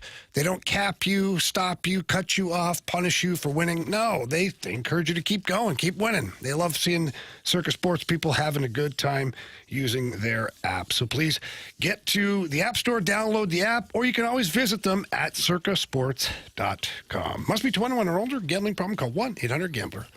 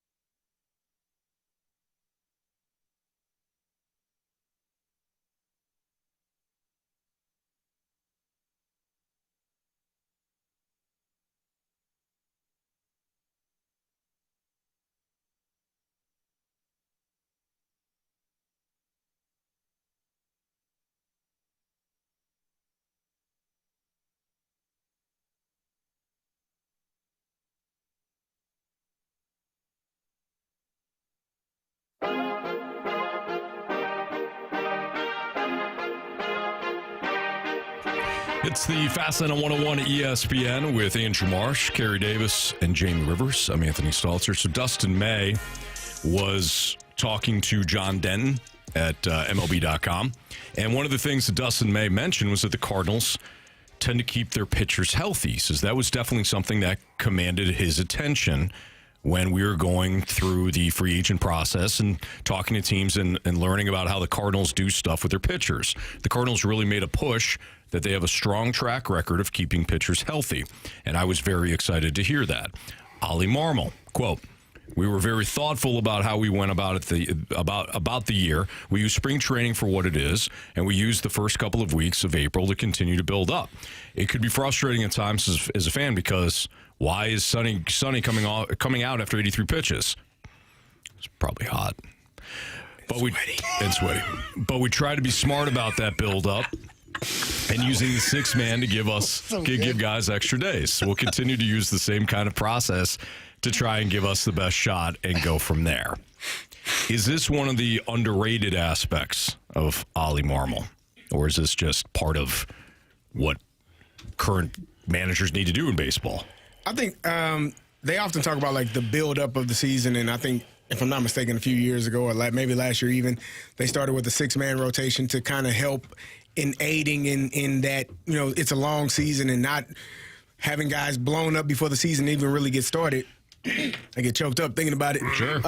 But yeah, I think they do a good job of that. And if you're a pitcher that has had some history of injuries and you're on a deal where you're trying to play well and re-up after that deal, you probably would look at a situation where you're saying, okay, that seems like a good place. How they, have their organization running their pitchers and how they go about it, especially to start the season. I think that's probably the most important part because you probably do deal with a lot of injuries, right out of the gate, especially as a starting pitcher. Putting all that load on your arm, the first couple of weeks of the season could be bad for you. So Dustin May's looking at it and saying that seems like to be a good place for me and a place where I can get my career going back in the direction that I'd like it to go. Yeah, I think that obviously, we'd have to really talk to Oli about it too and see if there's a true strategy and what the actual strategy is. If they have a overall pitch count for each player, maximum pitches in a season, is it monthly? Is it who knows? I'd have to see if he's put together a program along with other staff members that would support this thought. Because otherwise, I don't know. It could just be the eye test. Could be, I kind of think we should get him out. No. I'm sure there's there's got to be something behind it. But I wouldn't say strict, just a guideline, and then they go from there. Yeah. But if you're a pitcher and you'd like to pitch and not be hurt and blow out your arm, it's got to be something behind that. I would say so. I mean, Dustin May is literally telling us, hey, yeah. I signed here in part because of the way that the Cardinals have decreased injuries. Right. I think Oli Marmol is also very aware when he said that it must be frustrating for fans. Why is this guy coming out after a certain amount? I think as long as Oli continues to manage with experience and understanding of the game that night, I think fans, most realistic fans, can understand why he's making certain moves. In other words, if he just removes a pitcher because, well, we said only 68 pitches. Yeah, but he's got 68, and that's it. There's no hits. Roll with it. Every inning has been stress-free. And Oli makes that adjustment. Yeah. He says, I'm going to keep going with my guy here. And he showed that at times last year. He did it with Sonny Gray. I don't think fans are going to be ticked off. If he's just all about, we said 68, 68's come, that's it, let's go, then I think that sort of inflexibility, if that's even a word, will grate on fans. And we've seen managers in the past that have used certain guys too much, right? And they end up getting injured, or you don't have him in your organization for that long because you've sort of used them too much. I also think that there's a lot of young pitchers within the system that have dealt with injuries. So when they do eventually get up here, I think they have the right guy in place, especially if this is sort of the mindset to sort of ease them into major league pitching, right? We saw sort of like an innings count sort of thing with Matthew Liberatore last year. So I do think that this is something that maybe we overlook at times because I'm guilty of it too. Like, why is this guy being taken out right now? I remember last year I was asking the same question when Michael McGreevy was pitching against Cincinnati. I'm like, why is he being taken out right now? Yeah. It didn't make sense to me. This makes a little bit more sense. Sure. Got to have a game plan, especially with young pitchers. Like you're saying, Marsh. I mean, if you've got a bunch of young guys coming up and they have not experienced what it's like to have a full big league schedule and pitch every 5 days and be on routine and things like that. You do need to not handle them with kid gloves, but have a game plan in place. And that really just goes to the developments. This is how we do things. This is what we're going to be looking for on your off days. This is what your game plan is going to be when you have your bullpen sessions. You can't wing it. Do you have to have baseball IQ and baseball instincts when it comes to in-game management? Yeah, absolutely. Yeah, and I think Oli does a good job of like using the analytics, but also using your gut and trusting your gut. I think Eric Fetty, if I'm not mistaken, threw a one-hitter last year, if you remember, and then Sonny Gray also did as well. Like they were able to complete those games, and you're looking at a staff or a pitching staff where you're usually not getting guys up to that number of pitches or that many innings, but the feel of the game and how well they're performing in that moment, you're saying, hey, we can let this guy ride it out, but keep a close eye on him. Yeah. You don't want to sacrifice the rest of the season for one moment because a pitcher is having a really good day. So I think they do a really good job of making sure that they have the players in place and they do what's needed. And by the way, not to sound contrary, to what I just said, but I would rather have pitchers with the mentality of I'm not going to throw as hard as I can for the first 5 innings and then be pulled. Right. I don't think that's a smart approach. What we're talking about is separate from how you develop those pitchers. To me, you're building those pitchers up so that when they take the ball every 5 days, the mindset is I'm going 9. It's not a reality. But I come from... Yeah, but you got to have a pitcher that has that mindset. Exactly. That's what I'm saying. I think you have to develop those guys. These days are like looking towards the dugout. They look up and they go, that's been 85, 90 pitches. And they're like, right. Like, am I going? I did my job. Am I going back out there? Develop that mindset. If they don't have it, if it's not inherent, draft it. Then draft like it Liam or trade Doyle, it. He's already a guy that seems like you have to yank him out. Absolutely. Off Dog. He is. I think you have to be smart about the innings over the course of a season. But I do think that we have gotten so far away from the pitching mindset of give me the ball, bullpen, take the night off, we're good. I think I think the Cardinals and really all teams, but we're talking about obviously our team here with the Cardinals. I think they should have that mindset of that. We want pitchers that want that rock for 9 innings every single time. You spoke about reclamation projects a lot, right? And, Dustin May falls into that category. If this is something that sort of becomes a trend for the Cardinals and where they're at right now, maybe more reclamation project pitchers will want to come here to sort of rebuild their status within Major League Baseball, and then either they'll pitch well for you, maybe they won't, or they'll pitch well enough, and if you're not in a spot to compete within these next 3 years or whatever, you can trade them for good assets because you've kept them healthy for a majority of the season. I think they're becoming less underrated, but I still think they're an underrated commodity. If you get somebody on a 1-year deal, the injuries mounted up, or maybe it's a poor performance, you bring in that guy, you rehab the value, and trade him at the deadline. It's huge. We've seen that work out for a lot of other teams. The biggest one over the last couple of years was the Royals turning Aroldis Chapman, a couple of months of Aroldis Chapman into Cole Ragans. It's huge. We've seen other teams do the same thing. Bring in a reclamation project, flip them at the deadline. That's all value for you. Cost you what? 10 mil, 12 mil for a half a season? So not even that much, half of that? So I like what they did here with Dustin May. We do need a new Gauntlet contestant. 314-399-9646 is the Air Comfort Service text line. We got the Gauntlet coming up, so if you'd like to play, text in, and then you'll have an opportunity to take on either Marsh Jamie, Carey, or me next in the Gauntlet.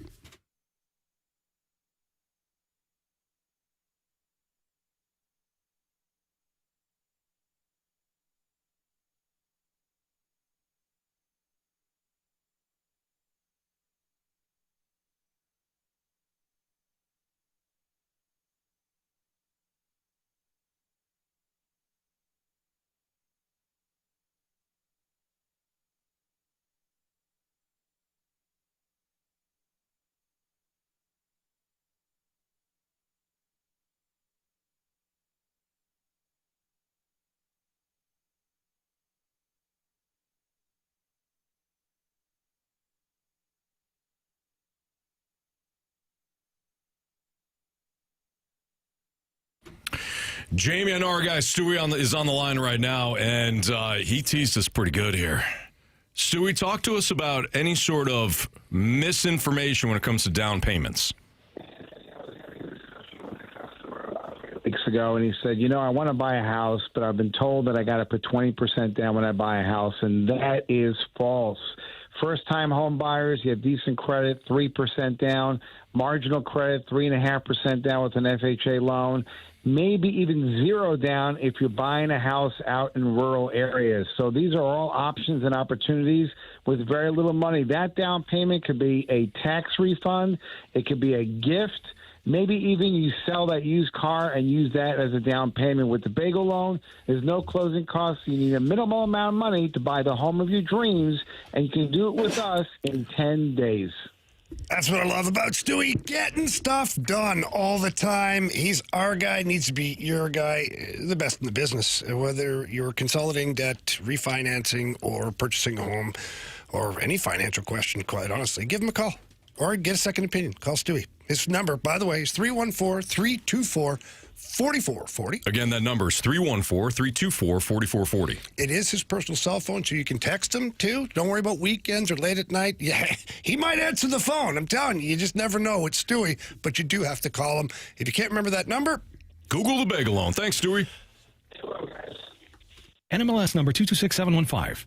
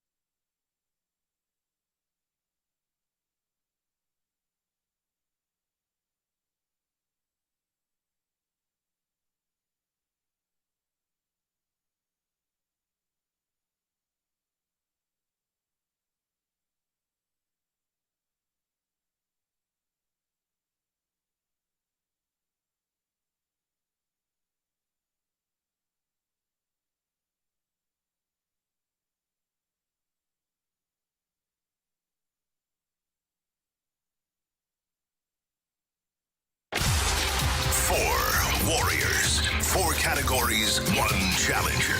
Can you survive the Gauntlet? Brought to you by Blue Note Roofing. Roofing, siding, and gutters. Visit BlueNoteRoofingSTL.com for a free inspection. 402, your time check is brought to you by Clarkson Jewelers, an officially licensed Rolex jeweler with Andrew Marsh, Kerry Davis, and Jamie Rivers. I'm Anthony Stalter, and welcome Caleb into the Gauntlet. What's up, Caleb? Pretty good, man. Getting ready to get home and make some chili for dinner. Oh, nice. I made chili on Sunday for the championship games. It was, good. It was good stuff, yeah. Perfect day for it. All right, so Caleb, would you like to take on Marsh, Carey, Jamie, or me in round 1? Well, I am a fellow Falcons fan, so I'll take you on, Anthony. Oh, wow. So you like punishment too, Caleb. Miserable people here today. Well, hey, things are looking up this year, man. Things are looking up. Absolutely. Yeah, absolutely. I like your optimism, Caleb. Good luck. Good luck to you. Thanks, man. All right, Anthony, get the heck out of here. Caleb, please tell Marshy to spin that wheel. Marshy, spin that wheel. What are you hoping for? I think I'd be pretty all right at random. Okay. Well, you know what? Caleb, for the first time, I think, in Gauntlet history, you actually got what you wanted. The wheel liked you and got random today. Oh, look at that. Look at you go. A couple of Falcon fans battling it out, random questions. All right, there are 4 questions. Each question's worth 2 points. If you use the options, they're only worth 1 point. Wrong answers are 0 points. And if we're tied, we will go to a tiebreaker. Caleb, are you ready? Absolutely. All right, here we go, bud. Question 1. The 1971-72 Lakers hold the longest winning streak in NBA history at 33 games. Who was that legendary squad's leading scorer?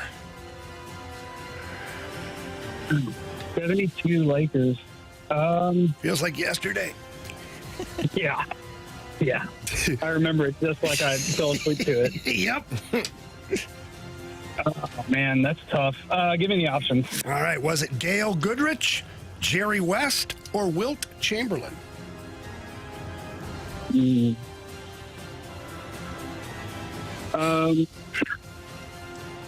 me go Jerry West. Final?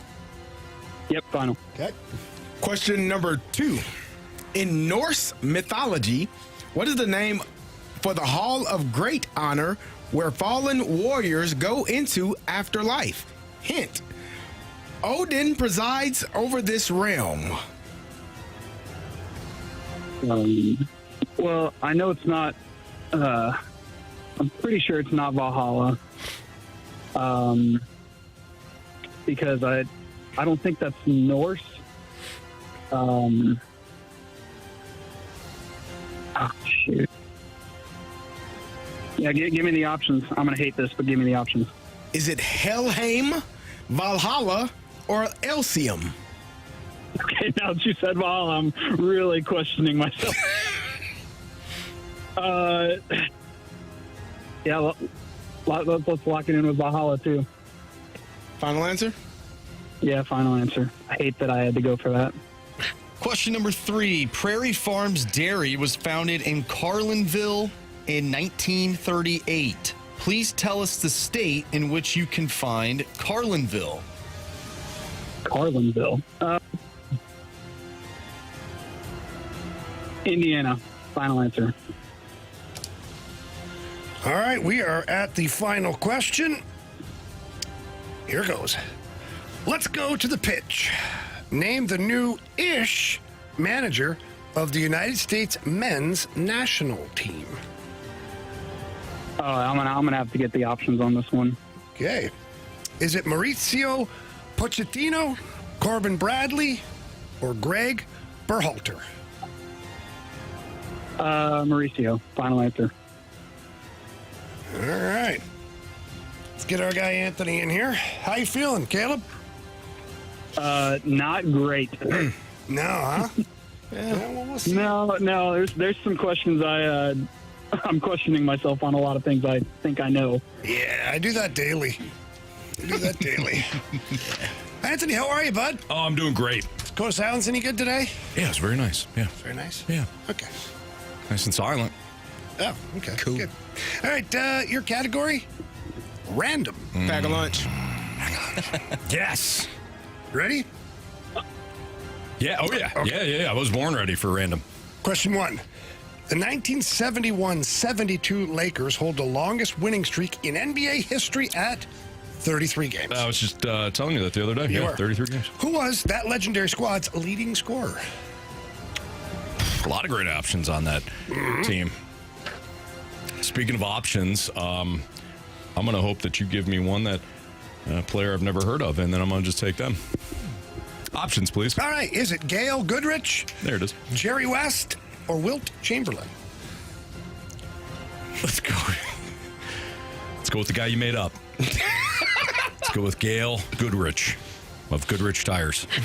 I'm not sure. I think that's the same person. I don't know. We don't know. I don't know. It's also Goodyear Tires, but Okay. Goodrich makes tires too. Yeah. so I was telling you the other day. All right. You ready for question number 2? Yeah. All right. Here we go. In Norse mythology, what is the name for the Hall of Great Honor where fallen warriors go into afterlife? Hint, Odin presides over this realm. Odin's Raven. Sure. I don't know. Yeah. Options. Helheim or Helheim, I think it's Helheim. Valhalla or Elysium. Or Elysium. Elysium. I'm trying to help here. Elysium. Excuse me. Valhalla sounds right. Let's go with Valhalla. Final answer. Question number 3. Prairie Farms Dairy was founded in Carlinville in 1938. Please tell us the state in which you can find Carlinville. Illinois. Final answer. Last question. Let's go to the pitch. Name the new-ish manager of the United States men's national team. Oh, yeah. That guy's been doing some good work. Just get those guys, got their boots up tight, and they're doing some good stuff on that pitch there. I guess I'm just having a brain fart. I'll get the options. Okay. Clearly. Is it Maurizio Pochettino, Corbin Bradley, or Greg Berhalter? I think it's the first one. Mauricio. Mo? We'll call him Mo. We'll call him Mo. Mo's been doing some good stuff. Final answer. All right. Let's just let's start with question 1. 1971-72 Lakers hold the longest winning streak in NBA history at 33 games. Who was the legendary squad's leading scorer? With the options, Caleb said Jerry West. The logo. Pretty good pick. Yeah. Yeah. James Worthy would have been too. And or James not Worthy James wasn't Worthy. there. I mean, he was pretty good, but Wilt Chamberlain. It was Thank the you. 80s. It's okay. Baker. It's okay, Anthony. You're fine. LeBron would have been good. Anthony choice. took the options and said, I'll take the fake guy, Gail Goodrich. Answer is... Of course. It's Gail Goodrich. Gail? Anthony up 1-0. Next question. In Norse mythology, what is the name for the Hall of Great Honor where fallen warriors go into the afterlife? With the options, Caleb, who said Valhalla before he used the options, went and used the options and said Valhalla. Anthony took the options, also said Valhalla. Answer is... It is Valhalla. Valhalla. Good job, Caleb. Anthony up 2-1. Let's go with question 4. Let's go to the pitch. Name the new-ish manager of the United States men's national team. Both of you took the options. Both of you said Maurizio Pochettino. Answer is... It's Mauricio. It's Mo. Pochettino. I mean, you can't get football past Caleb and I. Yeah. You just can't. So we're 3-2, Anthony, heading into... Tell you what we know, Carey. We know soccer, and we know Kevin Stefanski is going to turn the keys over to Tommy Reese, and this Falcons team is going to win about 7 or 8 games next year. He's got that dog in him. All right. 3-2, Anthony. One question left. Prairie Farms Dairy was founded in Carlinville in 1938. Please tell us the state in which you can find Carlinville. Anthony, without the options, said Illinois. Caleb, without the options, said Indiana. Answer is... It's Illinois. Caleb? You have chosen poorly. You lose. Anthony got you, Caleb. Nice job, though, Caleb. Yeah, that's rough, man. That's rough. Nice job, man. Hey, we got a lot to look forward to. Got that second round pick. Don't have our first because we traded to the Rams. But we did get James Pierce Jr., you know? It's all right. We're going to go grab, Zach Branch, I think, from Georgia. I like it. Another receiver. I was listening. Always use that. Let's get another tight end. Much needed. Well, we're going to need one when Kyle Pitts walks. Yeah, good. We'll franchise tag him or something. There you go. Yeah. I heard Michael Penix today said that he's going to be ready for week 1, so let's just hope that's the case. He's torn that thing plenty of times. I'll tell you. Fine. 8 weeks, I'm good. Yeah. He knows. Caleb, thanks for playing. Thanks for listening. Go Falcons. Yeah, go Falcons, man. All right, take care. Good job, Caleb. Good job, Anthony. Guys, Random. You got all of them correct. Man, Crayon eating son of a gun. You know. Yeah. You knew I knew the soccer one. I just. I don't know why I wanted to. I didn't know where it was, where we were in the scoring and all that, so. Yeah. You wanted to make things interesting. Absolutely. Okay. Gail Goodrich, huh? Gail Goodrich, yep. Mm-hmm. Good job, man. Alongside Jerry West and Wilt Chamberlain. Yeah. Good job, Anthony. Somebody had to carry that team. Thank you. Do you remember Gail? Yeah, I remember the name. Yeah, I do know. Yeah. Point guard? I don't know what he played. Nah, nobody does. That's probably shooting guard. I almost choked there. Point guard. You don't know. I was asking him. My goodness. All right. What is most important for the Blues for the rest of the 25-26 season? I'm assuming beyond, of course, that winning streak. That's what you meant, right, Carey? I'm sorry. Posed this question? Sure. Beyond because, of course, the most important thing is they win out. Yeah. So beyond that. If you can do it. Okay. Yeah, no, they can do it. We've seen it. Can they? Oh, yeah. Sure they can. All right, we'll answer the question next on 101 ESPN.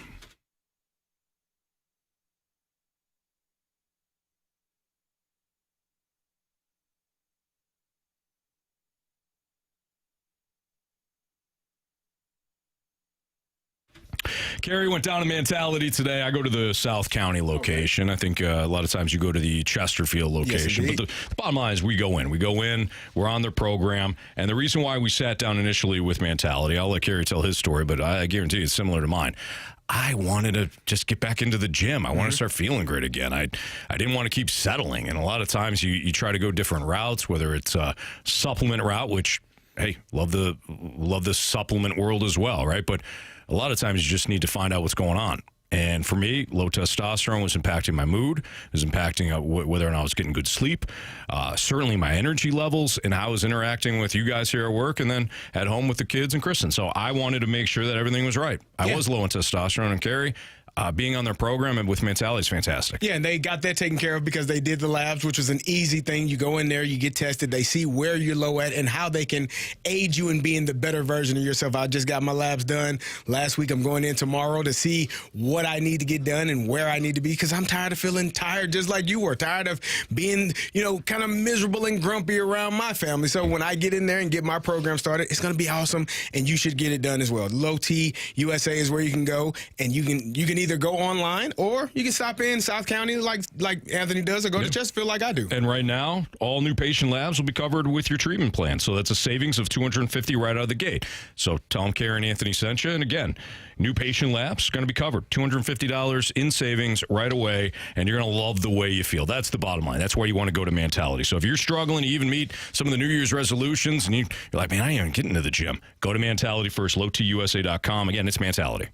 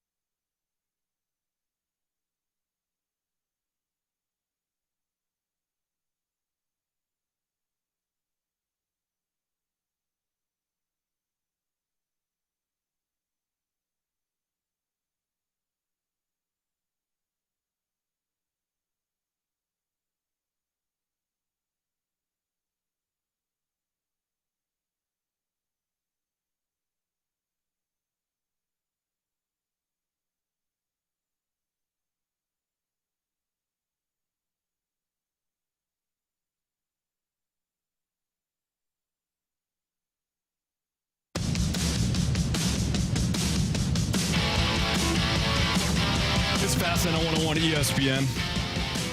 How important is it, or what is important, I should say, for the Blues the rest of the 25-26 season? And I think we established things correctly. Outside of course, getting on a winning streak and winning out, an absolute heater. Mm-hmm. Beyond that, what's important?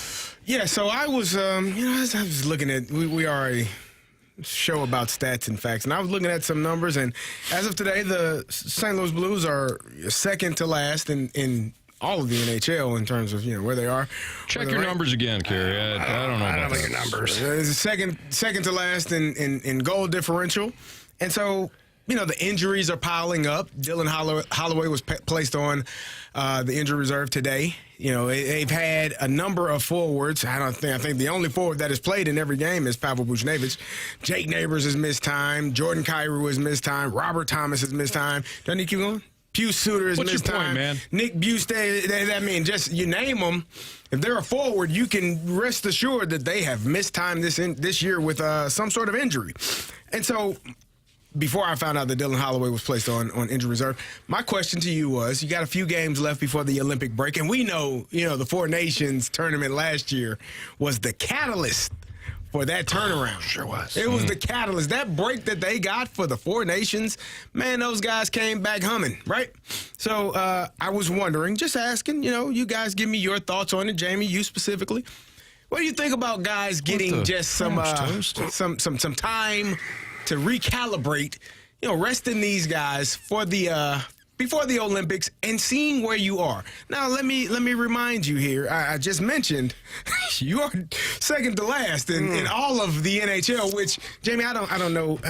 Maybe you can refresh my memory. How does the NHL draft work? Is it slotted? I mean, you get more opportunities based on the worst that your record is and how far down you are in the standings? Yeah, the last, 4 or 5 teams, I don't know, your percentages go up for the lottery. Yeah. So with that being said, I mean, obviously, Anthony, you mentioned this and you brought this back. This is why you drive the show, because you are big-brained. I don't know essentially, about that. No. He has to remember everything. You and I forget everything. You kidding me? This guy just won random trivia. Big-brained. Thanks, Marsh. Went 4 for 4. Yeah, he even got a soccer question right. Football. Yeah. Yeah. Other than the winning streak that is, looming. Now, what do you guys think about how this 25-26 season should, go about here? Yeah. Anthony? Well, I think what Jamie meant to say was, I think the young guys continuing to get the reps and the experience is huge. I think Jim Montgomery continue to establish what his version of Blues hockey is paramount. Because he's going to be around next year. We love Monty. He's an excellent coach. We know the coach is right, man. The players and this specific mix of players, probably not. But I think whoever's going to be here with Monty, they need to know this is how we're going to do things. So I think continuing to play hard. Yeah, I mean, just whatever his version of Blues hockey is, and the message that he's getting to these guys, it needs to be entrenched. You guys know, as former professional athletes, man, there's really no replacement for live game reps. Correct. Something that you could take into the off season and say, hey, here's some cut-ups. Here's what we want you to work on moving forward. Here's some great stuff. Here's some not-so-great stuff. So I think just kind of building. You got to salvage it somehow. Us as fans are like, man, this sucks. But for the players and the coaching staff, there's still a lot to be gained here. For me, I'm never I don't believe in tanking. Like, as the competitive nature. What about in an organic tank? Even the word tank, you have that word added to it. It kind of gives me it makes me feel ill, because it kind of sounds like you're not trying. What I'm saying is, but it's organic. You're coming from the guy trying. That doesn't want the team to make the playoffs. No. I'm saying you're trying for years. You're trying years of it. But your guys that are your better players are kind of banged up, and with that being said, you just give them some more time to recover, so that by after the Olympic break, end of February, hey man, these guys are buzzing around. Jamie, yeah, you know what I mean? Yeah. How you feel? Yeah, I don't know what the hell to expect, to be honest with you guys. I really don't. The injuries have piled up, so hopefully coming back from the Olympic break, you have a healthy team for almost the first time this season. And I guess you go from there. I do think Army's going to make some trades. I don't think Army feels like he wants to do the same as last year. Mm-hmm. What I mean by that is I'm sure he'd like to see the team go on a heater, make the playoffs, and all this, but the odds of that are probably not in his favor. And so, therefore, he's got to do a job as a president of hockey operations to where he's got to build this team for next year. Holding your breath and hoping that they go on this epic heater again that's not managing. That's not, you know what I mean? It's not doing your job. Sure. It happened last year, but that was the team he had anyways. And so, I don't know, man. There's going to be some trades that are made. I don't necessarily think it'll be an organic tank, but I don't think you're going to see any pieces added to this team that are like, oh, wow. Unless you get a young player in a trade. If you're moving a Robert Thomas or a Jordan Kyrou, if you are, then you're looking to get something of value back because those are players that are already locked in. So even though it's $8.1 million that they make, and we think, oh man, that's a lot of money. Some of the teams look at that and go, man, that's a great contract to have for the next 5 years. Yeah. Because we're locked in at $8 million, don't have to worry about paying that guy again. So there's value in that. Mm-hmm. So I don't know ultimately what the rest of the season looks like, but I do feel like change is necessary. I think for me, looking at the rest of the season, your best players, how do they perform in a spot where the team might not make the playoffs? I want to see what these top players can do the rest of the year, because for me, that will dictate whether or not I want to keep them. Are they going to mail it in once they come back? Mm-hmm. What does that look like? Because ultimately, you want to keep building despite not winning. You want to see if there's still something there, even if you're not going to be a playoff team. Because this is a mindset for the Blues right now that I think that they're lacking. And is that going to continue throughout the rest of the year? Or are you going to try and still win these games with the idea, at least for us, that this team's probably not going to be a playoff team? May I approach the bench? Of course, Anthony. Let me ask you this, Marsh. The injured players and whether or not they come back and they still play with pride and all that, I get that. How much does it show you, though? And I'm actually thinking this because my lousy football team really started to play well when the stakes were low. There were no stakes. So how much does the end of the season play really matter moving forward? Like, what did they show you when they've already been, when they get eliminated, they start to play well? To me, it's like, you played well when there's no pressure. So how much can you evaluate there? Again, just posing the question, not... Well, I think for fans, you can look at other teams throughout sports and look at what they did the previous year and then what they did the following year. Mm-hmm. Like the Cubs, right? The Cubs had a few years of, they're playing good baseball towards the tail end of the season. Yeah, that might not translate into what that team in that particular year, what they ultimately did, because they didn't make the playoffs. But then you saw what they did last year. And for a front office, they could look at that team and say, you know what, we are building. We didn't have a lot of our, I'm moving off the Cubs now, but for the Blues, we didn't have a ton of players that were healthy all year. We did start to find our game. Maybe we found our identity. It was a little too late, but this is something that we can build upon heading into the next season. Mm-hmm. I still find value in that. Okay. Right. Now, that could be bad if you want the team to have an organic tank, because then maybe you play yourself out of a top spot. Sure. It's what do you want as a fan? Yeah. It's just a slippery slope, right? Because if you're trying to evaluate, you have to evaluate the whole picture. For sure. And for sure. And when the stakes were highest, those same players did not perform.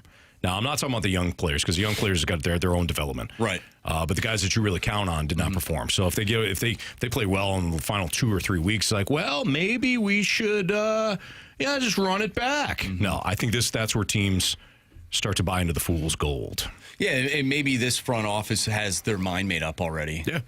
Which I think would be smart. Yeah, absolutely. If they do, I agree. That should be. It would be smart. All right. The Air Comfort Service text line is 314-399-9646. We're going to play hot take or hot garbage. So send in your take, and Carey's going to tell you whether or not it's hot garbage. That's next on 101 ESPN.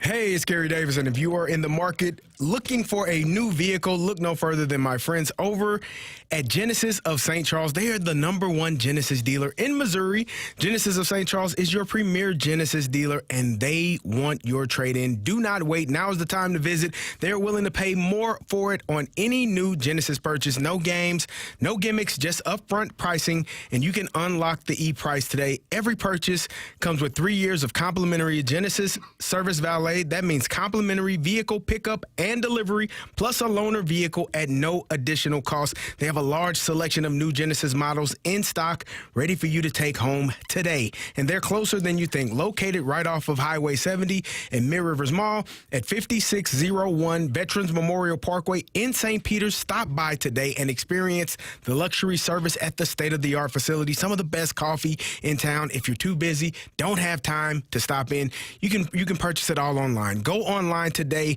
and see what they have to offer. GenesisofStCharles.com. That's GenesisofStCharles.com.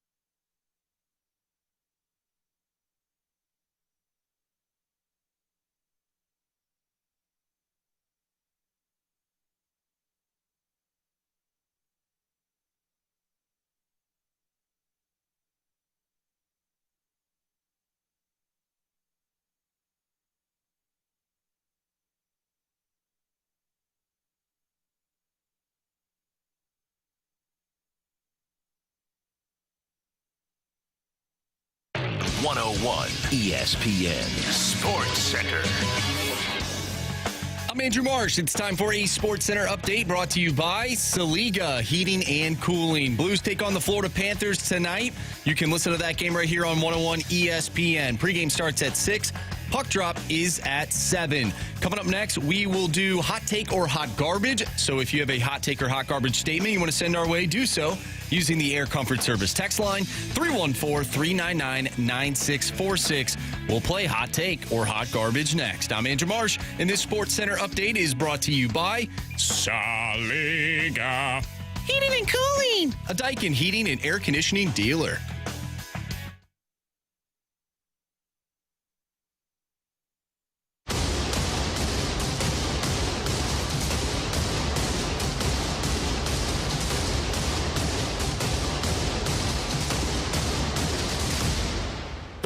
Hot take. All right, time to play hot take or hot garbage here in the Fast Lane on 101 ESPN. Where do you got, Marsh? All right, let's start off with the 618. Hot take or hot garbage. The Pittsburgh Steelers will have a new head coach in 2 years. That's hot garbage. They ain't going to fire him. They haven't had 2 head coaches in... Man. How many? It's been 20 years? 19 years? Yeah, it's been 57 years since we only had 3 coaches. I think it's 57. I think we got to move away from the notion that somehow Mike McCarthy can't tie his own shoes or put on his pants in the morning. Like, this is a really good coach. Did he benefit from having outstanding quarterbacks? Of course. Yeah, absolutely. Just like every great coach does. Did the team get worse in Dallas when he wasn't there? Yeah. Now, Dak's play didn't get worse, but it's a good coach. And if you go back through, people forget this. When Aaron Rodgers first got to Green Bay, when he first drafted by Green Bay, Packers fans were like, "What the hell?" Not just because they drafted him, but because the training camp reports, the preseason, all that they were throwing up watching this guy play. It took Mike McCarthy to refine a lot of the mechanics that he had, namely taking the football up by his ear, which was a Jed Tedford thing. Or Ted. No. Jed Tedford. Jed Tedford, that's right. Taking the football up by the ear and putting it more down by his chest, which is what you see now with Rodgers. So we can't just say that Mike McCarthy completely benefited from Rodgers. He helped reshape and develop Rodgers, and then of course Rodgers took off from there and became the player that he became. But hot garbage. I agree. From the 314 hot take or hot garbage, Ivan Herrera will catch and become proficient at throwing runners out at second. Ivan Herrera? I gotta see it first. Who? Herrera? Hot garbage. I'm gonna say hot garbage. The other thing too I think we need to remember here is that the farm system right now has like 3 stud catchers. One catcher's like 19 on the list or something like that. Yeah, so I was young. Rodriguez. Yeah, but I mean, you've got something at least in the pipeline. 100%. I think if you look at the Cardinals, it's their farm system is now highly regarded as one of the deepest farm systems for catching. So I don't think that maybe it's an experimental thing, but to me, Ivan Herrera is your DH. And I'm not going to worry about the flexibility that spot creates. It also allows some imbalanced roster lineups when you think about it. Oh, we got to get this guy off his feet. You do this or that. Or just play your best 9. Right. And when a guy needs a day off, give him the day off. I say hot garbage as well. Okay. Right. Not because he's not going to try. It's just not. He's not going to be there to do it. He'll be your DH every day. Sign him up. From the 636, hot take or hot garbage, the Patriots making the Super Bowl is more due to other top AFC teams being down due to injuries and the Patriots' schedule. So they will come back down to earth next year. They'll play a more difficult schedule next year. So what did they win? Do you have the record in front of you? Yeah. They went 14-3, I believe. 14-3? Yeah. They're not going to go 14-3 next year. That doesn't mean that they won't win 12 games or 11 games and either win the division or qualify as a wild card team. But I do think there's going to be some regression, certainly. Lamar Jackson, if he plays a full season, you would think that the Ravens would be a playoff team again. If the Bengals decide to play any sort of defense or add to it, maybe that's a slightly better team as well. But there's going to be regression elsewhere too. You can't just assume that the Broncos are going to go 14-3. They won a lot of close games this year. Yeah, The Chiefs won't improve. It's going to be. I think it'll be a better AFC next year. I think, like you said, Lamar Jackson will be healthy. Hopefully, you get the best version of him. Joe Burrow, healthy. Hopefully, get the best version of him. And then you had the up and comings like the Jacksonville Jaguars. I don't know what Indianapolis is going to do if Danny Dimes is going to be back healthy or not, but we'll see how they respond. I think it's going to be a better AFC next year. And then you still got Josh Allen there who made it to the playoffs. And maybe, possibly, you might get the best version. I'm saying this now. Your other guy, Justin Herbert. You know what I mean? You don't believe in him. Might get the best version of Justin Herbert. With You don't believe in him. Mike McDaniel calling plays down there, man, out there. Taking it from South Beach out to L.A.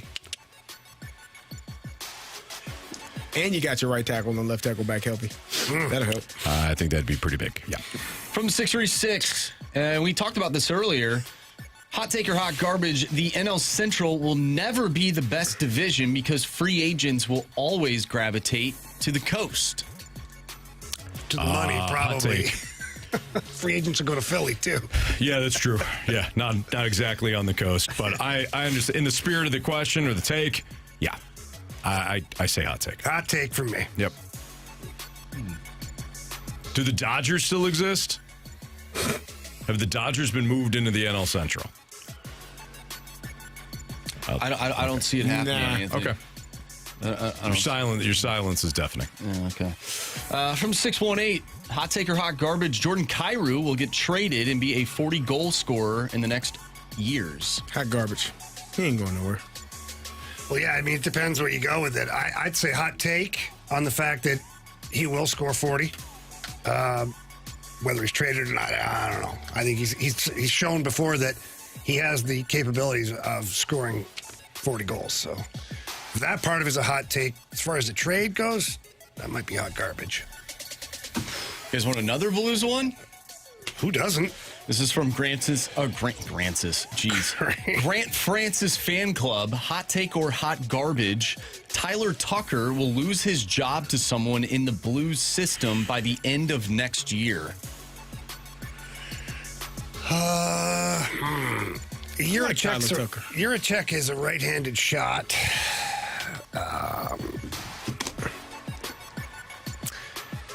Yeah, that's a tough one. I'll say hot garbage on that one. I'll say hot garbage too. I like Tyler Tucker. He's been shooting the puck. He didn't just shoot it. If it hits somebody. I'd like him to be a little more aggressive. He's a tough kid, but these kids, they get confused sometimes in a couple different ways. Is one, they think, I've done enough of that, now I can just worry about playing. Mm-hmm. The reason you're here is because of what you did to get here. Right. Don't stop doing those things. And the other mistake they make is that they think they're playing tougher, or they think they're doing that, but they're not. And for Tyler Tucker, I would be an absolute ass out there. I really would. In today's NHL, there's only a handful of guys that are going to feed him his lunch. There really is. And for those guys, you just make sure you're aware of what's going on. The rest of them, he really doesn't have that much to worry about. So play like your partner from last year. Yeah. Be an absolute jerk to play against every night. So the guys, when they look out there and the line change happens, they go, ugh. This guy. Not that they're afraid of you, but you're a lot.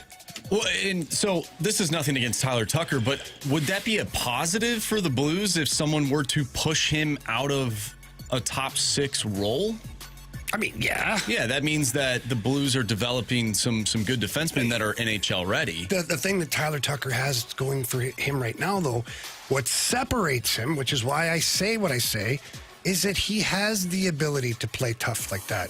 Theo Lindstein doesn't have that ability. Yuracek, I don't know if he has that ability. Like, lots of guys, Matthew Kessel doesn't have that in his game. So you're separating yourself because you have a unique skill set, which is to be tough and stay in the lineup every night. So why not play tough and help your team and stay in the lineup every night? Great call. Good thinking. All right. It's Fastlane on 101 ESPN. Does constantly firing coordinators signal a bigger issue for teams? I'll tell you who's got an issue. The Eagles. I'll tell you why next on 101 ESPN.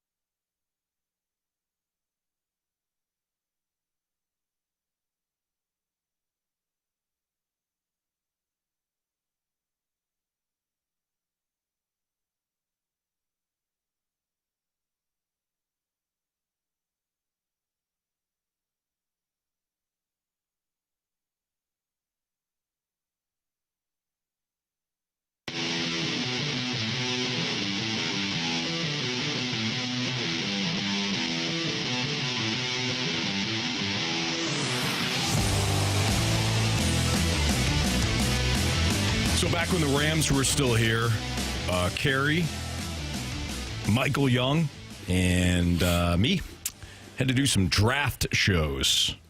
Those had to be really fun. Yeah. Especially 6th, 7th round, man. Well, the first round was usually given to Steve Savard, who's, of course, the play-by-play man for the Blues here on this station, and DeMarco Farr. And Blues? I'm sorry, the Rams, excuse me. So those guys, I was talking about the Ram. I know. I'm just trying to make Thank sure. you, though. I thought I missed something. Nope, you didn't. I appreciate that. Rams. Him, DeMarco, maybe somebody else would do like the first round. Then the heavy hitters would come in from rounds 2 to 7. So it's Carey, me, Michael Young. And we were on air, what would you say, Carey? The third day? All day. All day. All day. 12 All hours day. felt like maybe 6, maybe 8. I don't know. Whatever. One of those drafts, the Rams selected a quarterback out of Oregon State named Sean Mannion. Yeah. Big, tall, lanky dude. Didn't really carve out much of a long career for himself. Bounced around a little bit. I didn't know he was still in the league, even as a coach. The Eagles just hired him as their next offensive coordinator. Yeah. Yeah, because nobody else wanted the job. I've never seen a good team have so much trouble finding an offensive coordinator. Wow. This one shocks me. He can't have that. I mean, he was drafted, what, Kerry, would you say, maybe 10 years ago? I was just looking at it. I forgot what year was it. It was 2015, yeah. Okay, so less. So, yeah, right, 10 years. Yeah. And now he's the offense coordinator for a team that won the Super Bowl 2 years ago. Yeah. Good Let luck, that Val. sink in. Good luck, my man. And you're going to do great. Way to come up. Jalen Hurts is going to eat him up and spit him out. I mean, let's give this guy a chance. Sometimes the best coaches are the ones that didn't really have a great career. There's a reason why they were backups, and they learn, and they end up developing into being coaches. And why don't you take him, Marsh?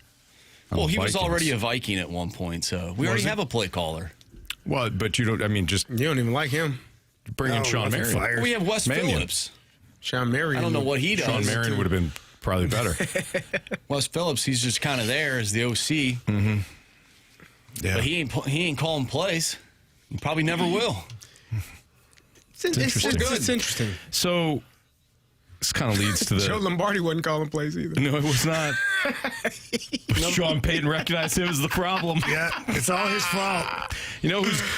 I'm calling the plays, I'm making the decision, but you're a problem. He was offensive coordinator. He was the weatherman that day. I don't think people realize that. He was in charge of looking at the app, and I guess he gave the wrong... Right. The wrong information. Mm-hmm. So Joe Lombardi fired by Sean Payton yesterday. Joe Lombardi, one of the sons, by the way, of Mike Lombardi, who is the North Carolina that guy. I thought you were going to say Vince Lombardi. I was going to say, whoa. No relation. Whoa. Mike Lombardi, who has served under Bill Belichick for a long time, and now he's the GM down there in North Carolina. That Mike Lombardi. Anyway, when it comes to firing, the constant firing of coordinators, CD, is it a signal of bigger issues for teams? Yeah, I was, and it's surprising. You just talked about Joe Lombardi being fired from the Denver Broncos. I guess there was a report that Sean Payton kind of went on a tirade and was just frustrated with the loss in the AFC Championship game, even though he called the plays. And Joe Lombardi even said it. I didn't call the plays, he did. I don't know why he fired me. Hell, fire your damn self.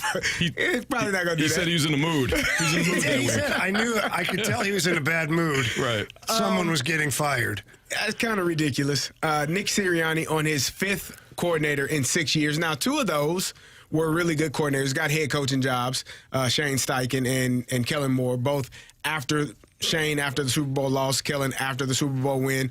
They went to get new jobs. But then in between those, you've also had 2 other coordinators right after those seasons that you fired. And so now you're on your 5th coordinator. in 6 seasons for him. You have Tanner Ekstrand and Steve Wilkes, both the offensive and defensive coordinator for the New York Jets, fired after 1 season. Mm-hmm. And then last but not least, of the names that I chose, Greg Roman, who was in his 2nd season with the Chargers. We just talked about Mike McDaniel getting that job now. He was fired. And so I'm looking at it, Greg Roman, offensive coordinator, with an offensive-minded coach in Jim Harbaugh. Like, if you're that frustrated with the offense that you have and you're an offensive-minded coach, why not just call it yourself? And in Sean Payton's case, maybe you do and you still fire the guy, but that's neither here nor there. But if that's the case, why not just do it yourself? Because you are a college national championship head coach in Jim Harbaugh. You have been to a Super Bowl as a head coach and / play caller. I believe he was calling plays that year. Why not just do it yourself? I think that when you start firing coordinators and start kind of finger pointing and looking outside of everyone else except for yourself, I think that becomes problematic, and it's a bigger signal of where your team may be headed in the future. Carey, I completely agree. If I'm a team and I hired you, you're an offensive mind, and you're not going to call the plays, what do you do around here? You set the practice schedule? And I know I'm being dismissive of head coaches, okay? They obviously do a lot. But if you were this brilliant coordinator somewhere and we hire you for your brilliant coordinator mind, your ass is calling plays, especially if you're an OC, because now I don't have to make 2 great hires. Yeah. I don't hire you, the defensive coordinator coming in, who also needs to get the OC right, because if the OC's not right, then we're looking for a new guy. If the OC is right, we're still looking for a new guy. Mm-hmm. You could also say the same thing with Aaron Glenn as the defensive coordinator turned head coach. Yeah. Like, you fired Steve Wilkes after 1 season. You had a great run in Detroit as the defensive coordinator, which aided you in getting the job as the head coach in New York. You call plays. At some point, I think we saw this with Robert Saleh a few years. Like, you have to just say, you know what, the hell with it. I'm in charge of it. If it's going to go bad, look no further than me, especially on this side of the ball. Mm-hmm. Now, I can understand if you're struggling and the defense is stinking and you're a defensive coordinator / head coach, and then you want to give over the responsibilities. And like you got Kevin Stefanski, he's going to do a bang-up job down there. No, he's not. He will. You believe in him. No, I don't. Him and Tommy Reese. Man, that's I think you got it right the first time. Dynamic duo, those two. Yeah, they were great in Cleveland. I would rather, if I'm the head coach and a play caller, whether it's defense or offense, I'd rather be the one calling those plays and you put it on me. And if it's not good enough, then and ownership says, hey, you got to limit your roles. Yeah. You're doing too much. You're split up in too many different directions. Yes. I need for you to just manage the in-game situations. Be prepared. Have your staff do. Okay, now I'll relinquish those duties. But if I am a play caller by nature, and I am also the head coach, you better believe we're going to call what I want to call, and we're not going and looking any other direction. Kerry, I couldn't agree more. If the owner demands it, fine, that's different. You're trying to save your job, whatever. But if not, you're putting the game plan together, right? You're the head coach. You're putting the game plan together. And then you're not calling the plays? Right. How much sense does that make? You have a vision for how you're going to win this game. And then you're handing that responsibility over to somebody else who may not have that same vision. And here's a mind-blowing to me. What did Nick Sirianni coach? Do you know? No, nobody does. He's an offensive coordinator. Prove it. He was. That's what it says. In Indiana. Yeah. Indianapolis Colts. Wow. He was the OC for 3 years. So you're struggling finding an offensive coordinator 5 and 6 years, and you're an offensive play caller. And you're standing there with what's his nuts? Sean Mannion. Not him. The guy that protects him.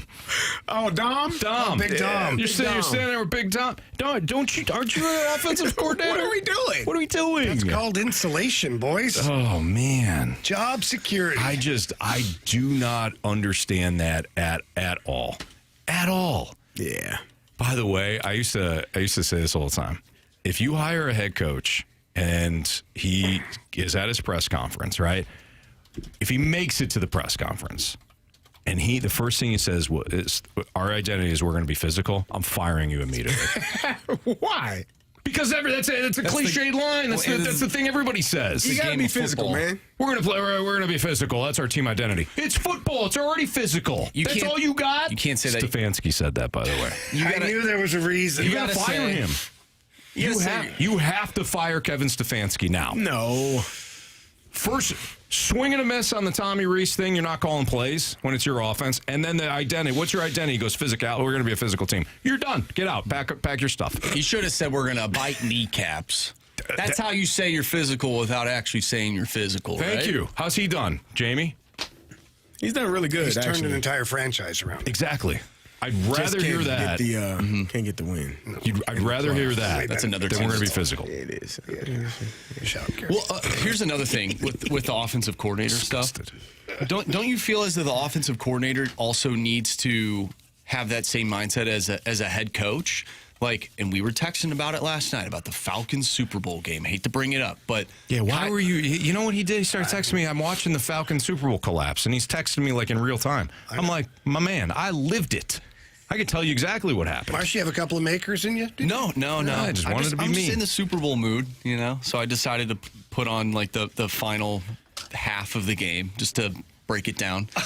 At the time, I was having some makers. I was in college at the time, so I don't really remember all the little fine details of the game. Anthony's trying to forget them, too. But Kyle Shanahan, in those moments, is not thinking like a head coach, right? He's just thinking, well, we're going to try and score because I'm the offensive coordinator. Yeah.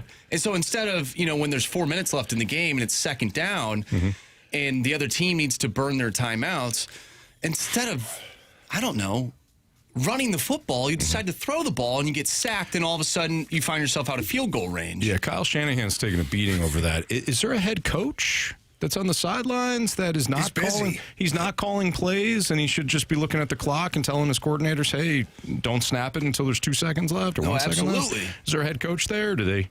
But wouldn't you? Oh, they had one. That's right. Yeah, Dan Quinn. Wouldn't you think? Well, Kyle Shanahan's still allowed to suck in that guy's an NFL coach, though. How do you not know what to do? They're not there without Shanahan. They're not there without Shanahan. But how do you not know what to do in that moment, though? Even though you're an offensive coordinator, how do you not know what to do in that moment? You are an NFL coach. Ask Carey. They get nutso. I mean, there's a lot of guys that coach in the NFL that could be doing something different. That guy's one of the he's highly regarded in the NFL. Hey, you're not wrong. Anthony knows my Kyle Shanahan story. Yeah, you and I butted heads over that. Yeah, we did. We didn't talk for a couple of years because of that. Not true. All right, biggest question of the day is next on 101 ESPN.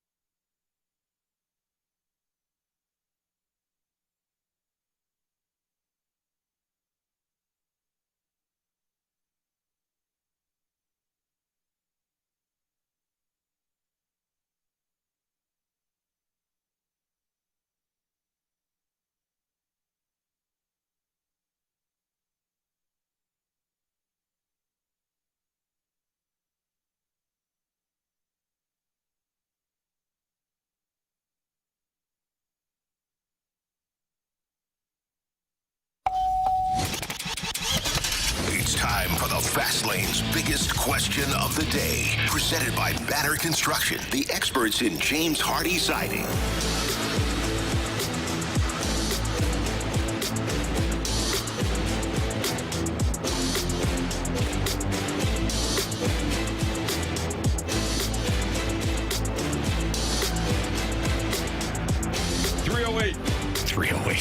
Damn. I was like, wait a minute. I bet you I'm not staying another 3 hours. 5:06. I ain't got 3 more hours in me. No, sir. 3:08. 5:06. At least you didn't say 3:28. Man. Wow. Well, it would have been on his mind. We were just talking about it. Okay. I looked at the rundown and I saw 3 stars of the day. My mind immediately went 3 and then just added an 8. It is 5 o'clock. Where the hell did the 8 come from? I don't know. He don't know. All right, 11:02 here in the Fast Lane on 101 ESPN. Kerry Davis and Jamie Rivers. I'm Anthony Stalter. Marsh, what do you got for our biggest question of the day? All right, so identity has sort of been the theme of today's show when it comes to our St. Louis Blues. Biggest question, how do the Blues create an identity tonight without some of their best players? Well, it's actually an easy way tonight to create an identity. You don't have your best players, so you got to outwork the opposition. You got to play in the trenches. Will they? I don't know. But that would be the strategy, and especially against a Florida Panthers team they're not afraid to punch you in the mouth. You better answer that. And so for tonight, the identity of the team would be to play that playoff style game. Manage the puck very well, finish all your hits, block shots, get to the net, protect your net, and try to outscore the other team, obviously. But to me, it's a playoff style hockey game tonight that you've got to play. You cannot try and rely on just your skill. So what did the Blues do the last time these two teams met up in Florida? What did they do that night that worked so well against Florida? Can they do the same thing, or are things different because Florida looks different this time around? No, they can do the same thing. And all they did is they kept the game simple. They really did. They moved the puck north, got pucks to the net, got traffic to the net, defended very well, checked very well all around the ice, played smart positionally, didn't give up more than what they had to. So can they repeat that? Yeah, they can. Will they? I don't know. Like, that's the thing with this year's team right now is just you just don't know. Are you going to get the A version of the Blues? Or are you going to get the B or the C version, depending on the night? And I believe Hofer's going tonight. So Joel Hofer, let's see what he's got tonight for his game. Obviously, the goaltending is a huge part of it. But if I'm Jim Montgomery, the coaching staff, I'm going to say, hey, boys, let's keep it simple. Make their D go back for pucks. Finish all your checks. When they make a mistake, we have to capitalize. Now, I know we're about to play Like the Lamp here in a second, and we'll pick who scores in tonight's game. But if you guys had to choose a guy to set the tone for the Blues, who is that guy? And I'll even throw Braden Shin out of the equation because we just expect that because he's the captain. No. Like, he will do that. But as we discussed yesterday, there needs to be other players that step up that ultimately put themselves in the fight. So who needs to set the tone? Okay. Is he playing? Well, we don't know. Jordan Kyrou. They're both game time decisions. Dylan Holloway. He's definitely not playing. Ryan O'Reilly. Okay. He's not here anymore. Could be available, though. Who has to set the tone? If you're taking away Shen, then we don't have anybody. Oh, Anthony. Why do you got to be so honest? Man. You don't have to be so honest, Anthony. Define setting the tone. Yeah. I don't know. Maybe pushing somebody around or Braden Shen. throwing somebody into the glass. Somebody around? Yeah, push them around. Have you watched this team play? I'm sorry. Man, they got nobody that pushes people around, man. Logan Mayhew. Jamie Rivers out there, he'd push somebody around, huh? Even I'd do something real stupid early. Might get kicked out of the game. Might get benched. Set the tone. You just don't know. Yeah. Just don't know. Called it ice time roulette. I think Nathan Walker. But here's the issue. Is if Nathan Walker, Toropchenko, or one of those guys is your trendsetter, we'll say your leader. Like, what are we doing here? Yeah. They play the least of anybody on the team, and I'm not saying that I don't value them, but it's just a fact. They don't play as much as the other guys. So if you have your spirit animal, right, but they play like one fraction of what the other guys play, then that's not very valuable. You need guys in your top group of players that are playing the same way. They need more gumption. You need something. Gumption, grit, guts, goals, greatness, and goals. Let's light that lamp. And a couple of guys can really shoot the puck. Shoot! I must confess you scored first. Well, who was the first person? Breakaway! Shoots! Score! We got hockey to learn. All right, I don't believe anybody picked up any more points. I had Shen night. last game. Oh, Me too. No, I didn't. Nobody had. No. Shenner. Nobody the guy that scored 2 goals. Good for us. No, yeah. Give me Jimmy Snuggerud tonight. Snuggy's been firing the pill here. He hasn't been scoring and hitting the chest a lot, but I think tonight he finds the net. Give me Dalibor Dvorsky. It's a good pick too, Carey. Like him. Yep. He's right around. He's around the net. Yeah, he likes to shoot the puck. Yeah.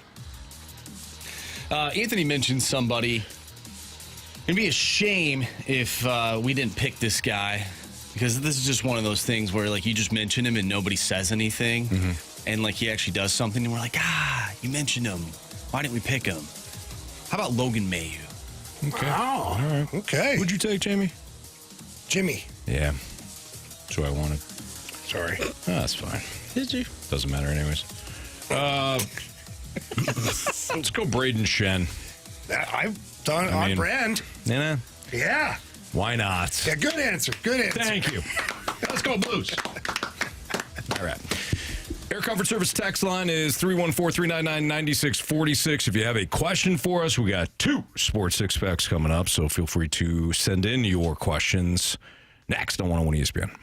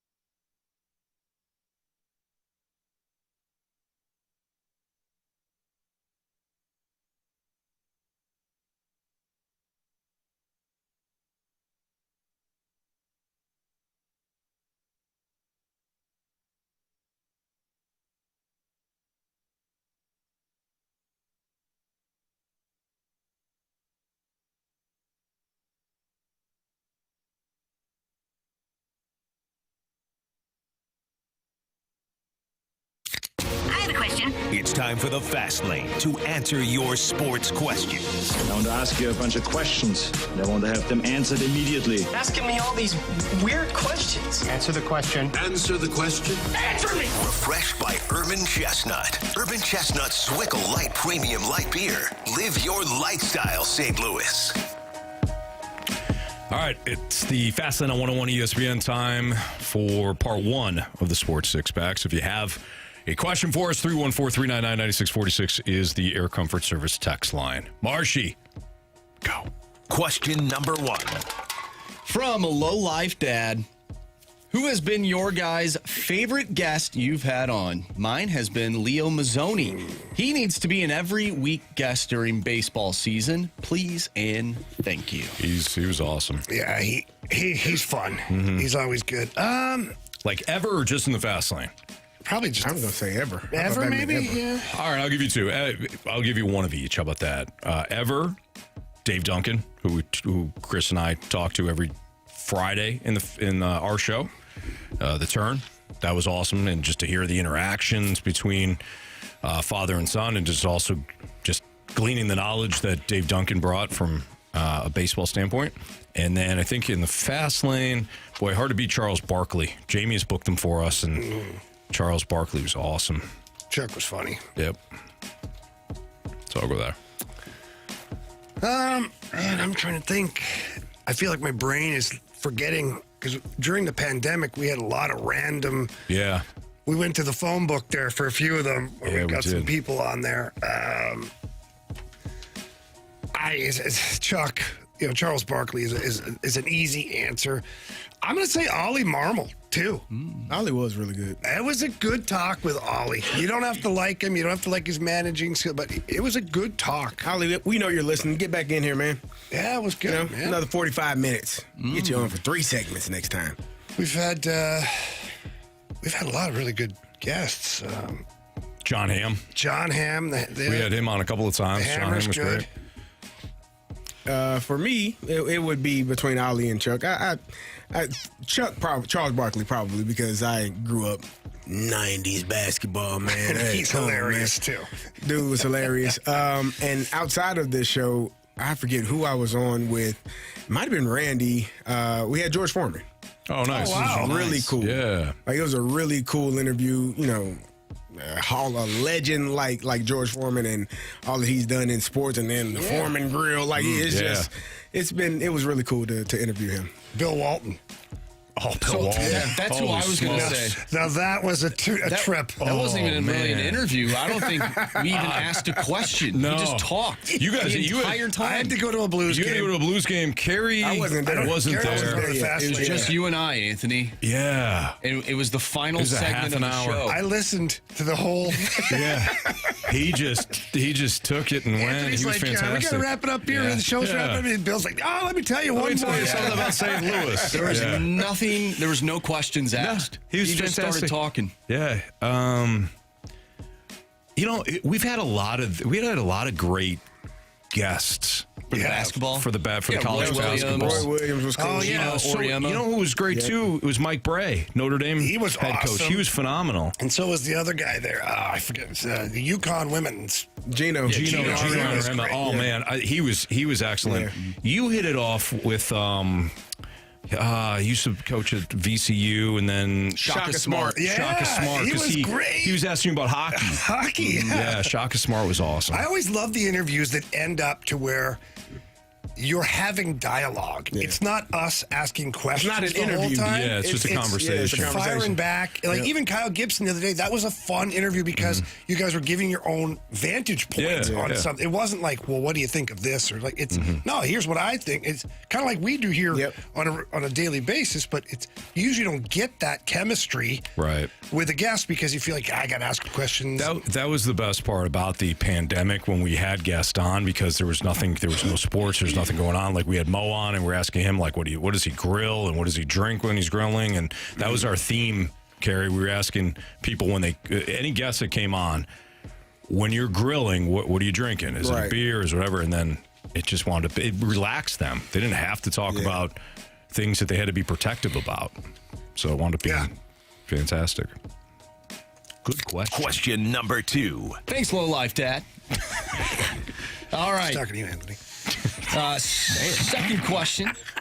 I'm a lot of things. I think I'm a good father. Damn good. You are Not wonderful. a good human being, but a good father. I didn't say you were a bad dad. Yeah, no, I you got you. yourself are just a low life. Jamie. You know me well. Anthony, you've had some great advice, some great stories. I was in the parking garage. It was sometime earlier this week, and there was a dead squirrel in there. Oh, boy. I mean, somebody ran over a squirrel. No. And I couldn't help but think of your story and how you touched my life. Yeah. About that squirrel was sick. There's no question. It was so sick that its brains were It's in a better splattered place. everywhere. Oh, man. I know. I don't know. It's in a better place, Carey. I will forever remember that. I'm sure everyone in town will forever tell their children whenever there's a a sick animal on the road. Sick animal. That animal's sick. Yeah. It needed to go. He's sick. I can still remember my father looking at that turtle was sick, Anth. He was? Oh, yeah, I could tell. It's the best ever. Okay. All right. And you felt better then. I did. I totally felt better. Yeah. Wasn't until many years later. We got to get your dad on to tell that story. I wonder. I've asked him, do you remember that? And he's like, oh, yeah. Like, Dad, you remember that? We do a Father's Day special coming up. Maybe we should get him on for a Father's Day story. That would, That'd be funny. Tell the turtle story. All right. Hey, guys. Thomas Welch here with all the trade talks around Shen and his fire and drag you into war mentality. Was wondering who you think is more valuable to a Blues rebuild. Is it Braden Shen or the gentle giant Colton Parayko? Well, that's a really loaded question, Tom. I respect you, love your opinions, but they're two vastly different players too. Not only do they play different positions, each position that they play is very important. The center ice position, as well as being your number one, number two defenseman. If you traded Braden Shen, you could get by. Meaning, you could fill the hole in the lineup with another player. Mm-hmm. Are they going to be identical to Braden Shen? No. Not many people are. That's what separates him from a lot of people. But Are you talking about position-wise or mentality-wise? Well, this is a question about mentality. If it's only mentality, then you trade Parayko. But if it's two different locations, so get you set up right. Chesterfield, South County. Yep. That's well done, guys. Thank you. But if it's only talking about that part of it, then Braden Shen's the easy one. He wins all the time. Mm-hmm. To me, he's the biggest piece of the puzzle that way on the team. But if you're talking about actual position, time on ice, effect on a game, then you trade Shen probably because Parayko is more valuable at this point. Yeah, I wonder if Justin Carbonneau, the way that he plays the game, I know he's a young player, he's not a centerman, but the way that he plays the game, I wonder if that sort of emulates what Braden Shen is. And we'll see about that, right? I say this to people all the time. It's not hard to be big, tough guy and physical in junior hockey. Mm-hmm. It's a whole different world when you line up against a man who's been eating people's souls for 5 or 6 years. It's just different. I'm sorry. I hear you. Look over, the guy's got 3 teeth in his mouth, scars all over his face. Yeah, he smells like whiskey. Bad choices. Bad choices. Might have a cigarette between periods. That's what I came into the league with. I'll never forget that. We were in between inter-squad games where there's bloodshed everywhere. This guy went into the lounge, sat down, and lit up a cigarette. I was like, oh, okay. It's a different world. Not in Sudbury anymore. They only have 4 teeth. Oh, man. It was good stuff. Question number 3. That's funny. All right, from 636, would you rather be Chaim Bloom or Alex Steen right now? Oh, wow. That's a good question. I think I'd rather be Alex Steen just because I believe the ownership is more committed to the team overall. They spend to the cap. They're not a cap team as far as their revenue is considered, but they spend to the cap. I think both teams right now have a good cupboard of young players that could be very instrumental in years to come. But the Blues have a couple of guys right now in Snuggerud and Dvorsky that are already doing damage. Holloway, Broberg are still really young guys. I think I'd rather be Alex Steen. I'm just going to talk about from like I know myself. I like clean slates, and not that the Cardinals are completely clean, but the salaries aren't there. You've traded away. I think I'd rather be Chaim Bloom, just because I could build it up the way I want to. Where Steen's coming in, and there's going to be a lot of the cupboard isn't bared, but we don't know because Army hasn't done what he needs to do yet. Well, if we're talking right now, I'll say Bloom. But fair. No, fair enough, Jamie. You don't have to yell at me. That's good. That's well played. Anthony, this next question you're going to absolutely love. Uh-oh. Really love it, or? You're going to really love it. Or are you setting me up for failure? No, I'm not. We'll hear it next in part 2 of the Sports Six Pack here on 101 ESPN.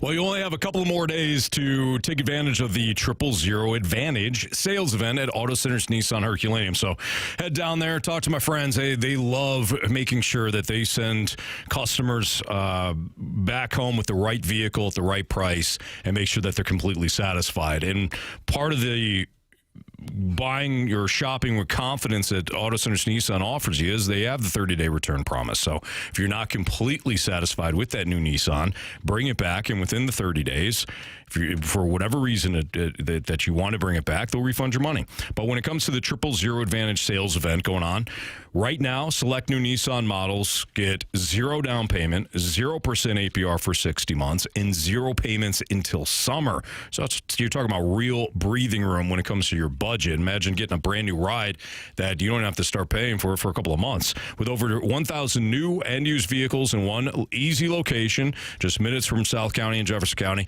you have an opportunity to choose the right vehicle for you at the right price point. If you're selecting some used vehicles, great. Select used vehicles qualify for 0 down and no payments for 3 months. And when you finance any new or used vehicle at Auto Centers Nissan, you're protected with the Auto Centers walk-away finance protection. So make sure you're asking about that when you check out all the rides at Auto Centers Nissan. Shop online at autocentersnissan.com. When you head down to Herculaneum, tell them that Anthony Stalter from 101 ESPN sent you. It's Auto Centers Nissan.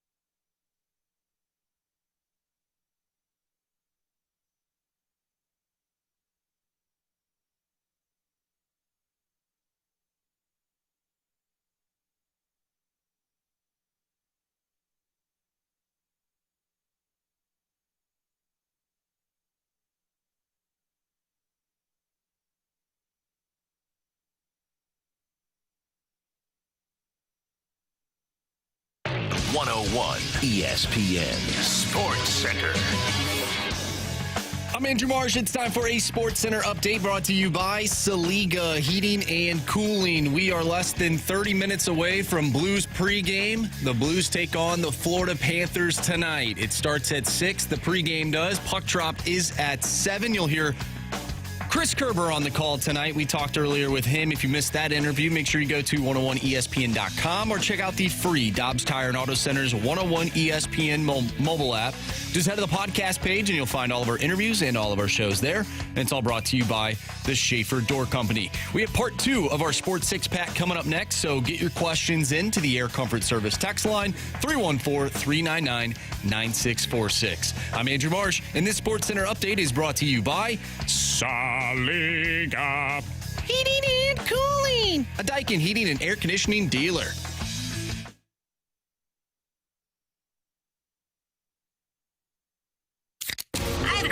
It's time for the Fast Lane to answer your sports questions. I want to ask you a bunch of questions, and I want to have them answered immediately. Asking me all these weird questions. Answer the question. Answer the question. Answer me! Refreshed by Urban Chestnut. Urban Chestnut Swickle Light Premium Light Beer. Live your lifestyle, St. Louis.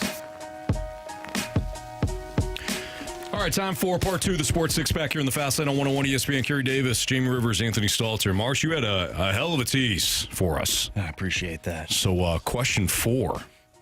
Question number 4.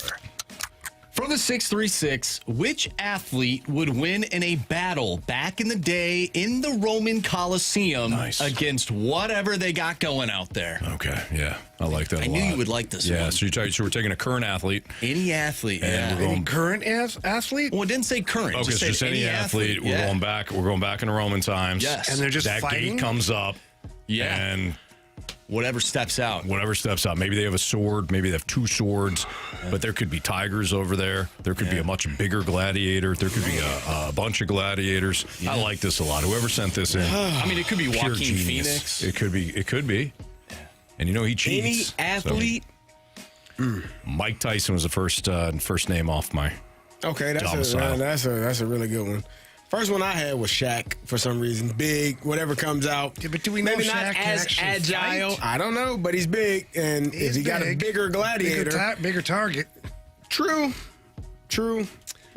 What I'm gonna go. I'll go with Brock Lesnar. I mean, he's a massive individual. He's a national champion wrestler, and he did have the heavyweight belt in the UFC for a short period of time. Not a bad choice. Yeah, I like that. He's agile. He played football too. Mm-hmm. So he did. Yeah. Okay. Yeah. I mean, it's probably going to be an MMA fighter or a boxer, right? I was trying to find somebody who's like not just MMA though. Yeah. Like more of a all around. Because you don't know what the hell's coming out of there. Very true. What are you laughing at? Takes life.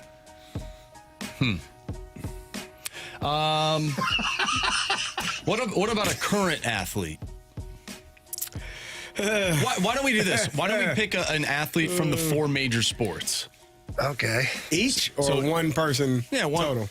No, I mean, we can do whatever we want. Okay. It's our show, right? It's Anthony's show. You can't do whatever you want because Jamie told me I couldn't make my own rules earlier, so you got to work within the parameters. Because he makes the rules. No, you got to work within the parameters that Jamie Rivers sets. So, Jamie, what do you say? Bad rules. Hell. I don't know what just happened there. Hell just happened. I don't know, guys. Let's just basketball. I would say current.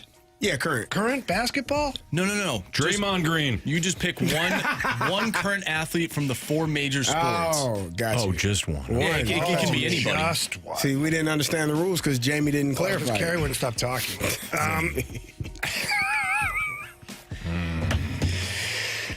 Let's see. That's ridiculous. I mean, it's got to be a hockey player, right? Does it? Yeah. Somebody said Myles Garrett. Yeah, Myles Garrett's that's a pretty good one, too. It's a big man. Yeah. Don't know if he's ever had to fight in his life. Nah, I don't know. He's big, strong. Big, strong guy. I don't think anybody from basketball. Who's the baddest? Who's the baddest dude right now in the NHL? They don't exist. That's what Jamie's Matthew been telling me. Olivier. then we're sending him. Or Nick Delorier.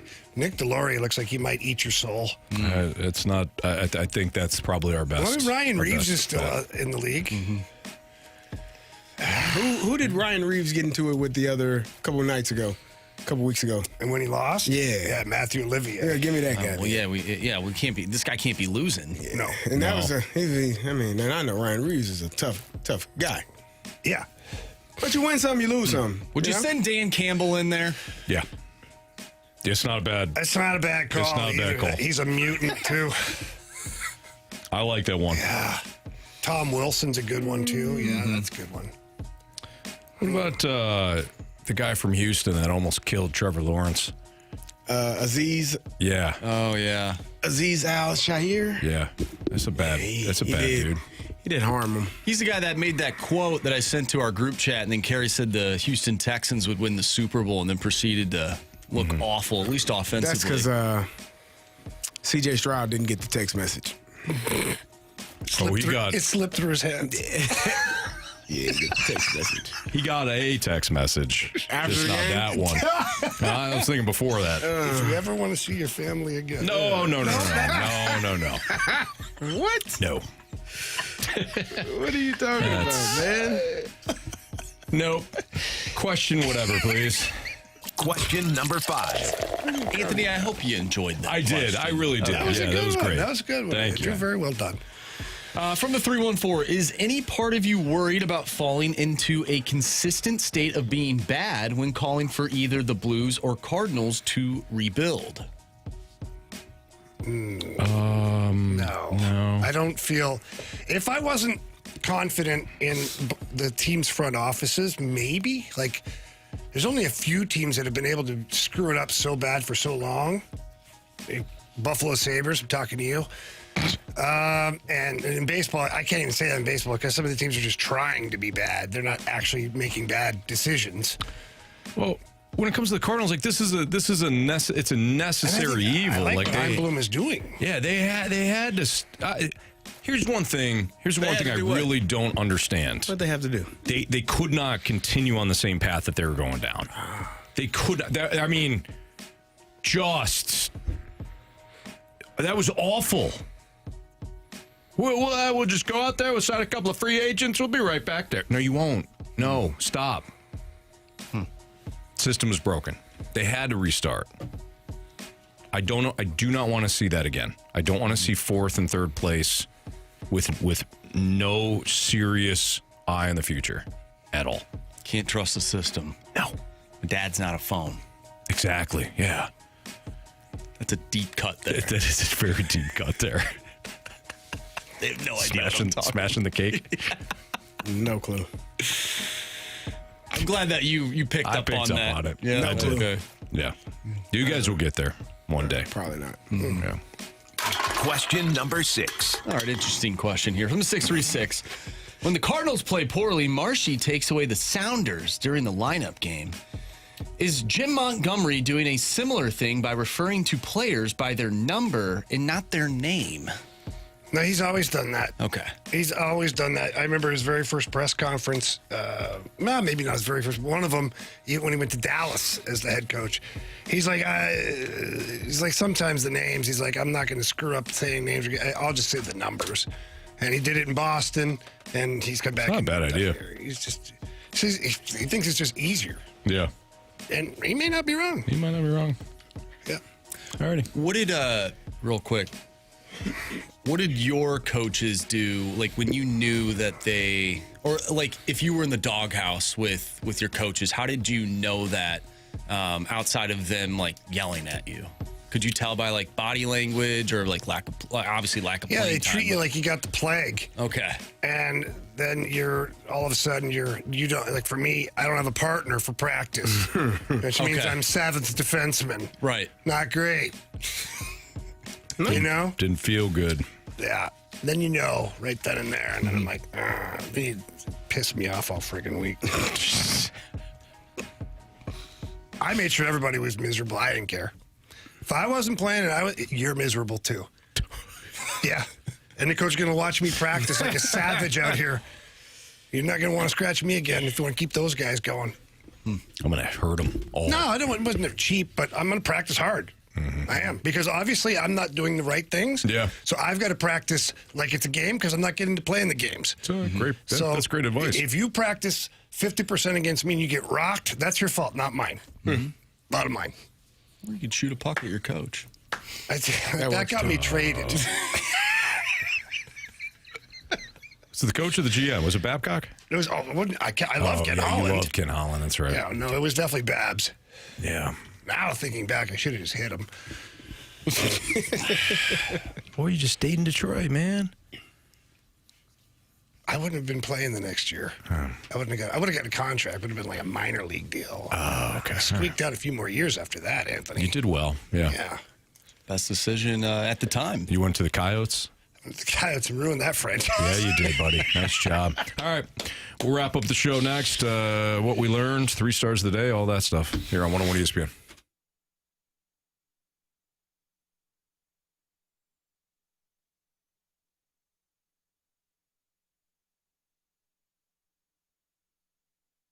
Carey, one of the things that I know you, when you went down to Mentality, one of the things that you wanted to, I don't even say correct, but just get right again is feeling like you're motivated going to the gym. Yep. And making sure that when you put in that work in the gym, that you're also eating right and everything kind of fell into place. You're a psychopath just like me. That's why we went down to Mentality. 2 different locations, talked to them about what's going on. Low testosterone affects things like energy and all that stuff. And after a very short period of time, I don't know how you feel, but I felt young again. Yeah, getting the labs done and figuring out what exactly you needed to get going. And we talk about it all the time, not being fatigued, not being tired. People think, oh, you do radio. Talking for 4 hours is it's a bit tiring. So getting up in the morning and getting that workout in, this is what Mentality is going to help me with. I know it's been helping you with. So I'm looking forward to getting in there and getting ready to roll. I can't wait to see what the journey is like for you, because you're just starting with it. I've been on it for a couple of years now, and I wish I had started sooner. So if you feel like you're tired all the time, you're waking up exhausted, you got the dad bod going on. I don't care. That's one thing that you wanted to kind of fix and get back to your Steelers days, right? Whatever it is that you want to go back to, reclaim the old you, the younger you with Mentality. And right now, all new patient labs will be covered in your treatment plan. That's a savings of $250 right out of the gate. So tell them Carey and Anthony sent you from 101 ESPN. You can schedule your appointment now at lowtusa.com. It's Mentality.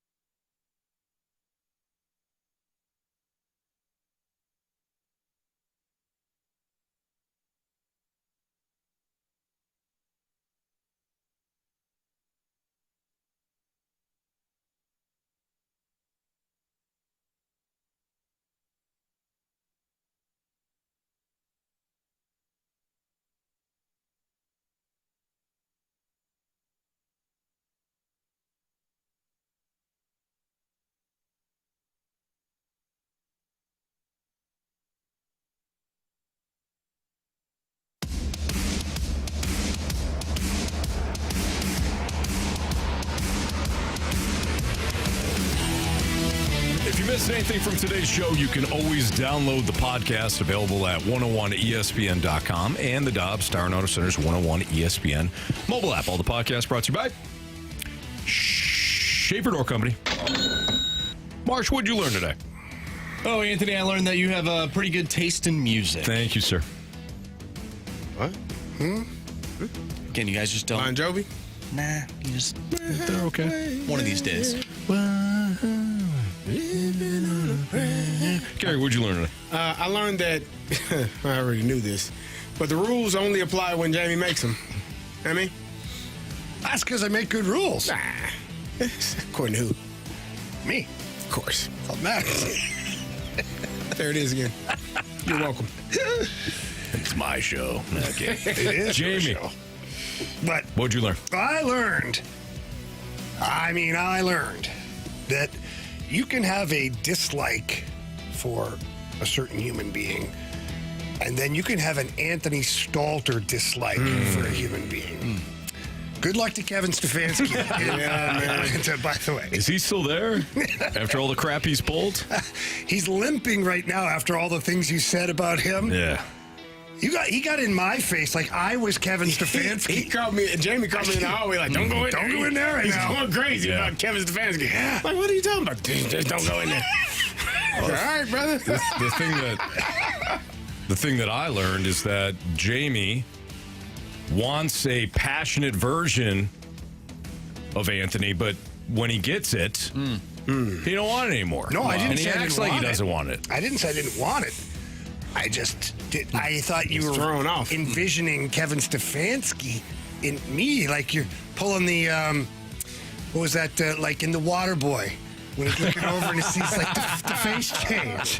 I'm like, okay, he's seeing Kevin Stefanski right now. Was it the beard? Yes. It was. Yeah. Okay. Yeah. You have a very cleaned, like, perfectly shaped beard. So does he. Yeah. It's the salt and pepper kind of. Yeah. His is, though, his Do is I need almost. to shave the beard? No. Am I at risk? Nope. You're looking good. He's a little too, like, there's something to that beard. I don't trust him. What do you mean? I just don't trust him. Why? You don't like it, Carey? I don't like Just let it go, man. Thank you. Thank you. He mentioned to the D coordinator when he got hired that one of these guys is gonna have to shave their beard. Him or Albert. Yeah. First thing he said when he walked, hey, we both can't have beards around here. I think he was joking, but Anthony probably thought he was serious. No, that part was funny. When he got to the press conference and he started to say, I'm an offensive genius. That's why I'm going to have somebody else call the plays. And, hey, what's your identity? We're going to be physical. Here it goes. Physical? Really? It's football. Of course you're going to be physical. That's what you're bringing to the table? So you're not calling the plays and your team's going to be physical. Get out. You're done. You're fired? You're fired. Fired right now. What's up Clint with Kubiak is still available. So that is true. What's up with NFL head coaches joking around these days? I'm just joking. Oh, Sean Payton? Yeah. Boy, he was in some hot water. I don't think Sean Payton's probably a very fun guy to work for. Doesn't seem like it. I don't know him. He might be a good friend to people. Yeah. But as I don't think Joe Lombardi would agree with that. Well, that was his friend. If Joe did his job, whatever his job was, what was it? Then he'd Is he still the have guy a that job. laminated the play cards? I think they got people to do that. You don't have to have I'm the OC. But I don't have a headset. You don't need Do you call the plays? Nope. You don't need one. You're either going to be a Super Bowl champion or I'm going to fire you. That's tough living. Good luck. Man. Yep.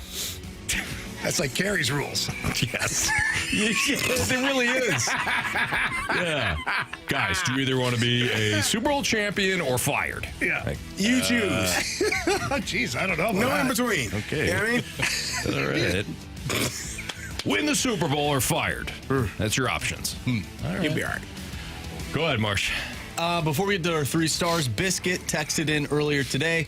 I don't think there's a person on planet Earth I love more when irritated than Anthony Stalter. Hey, thank you. I appreciate you. Yeah. Thank you. All right. Anthony is a... Thanks. I just appreciate somebody understanding me. Thank you.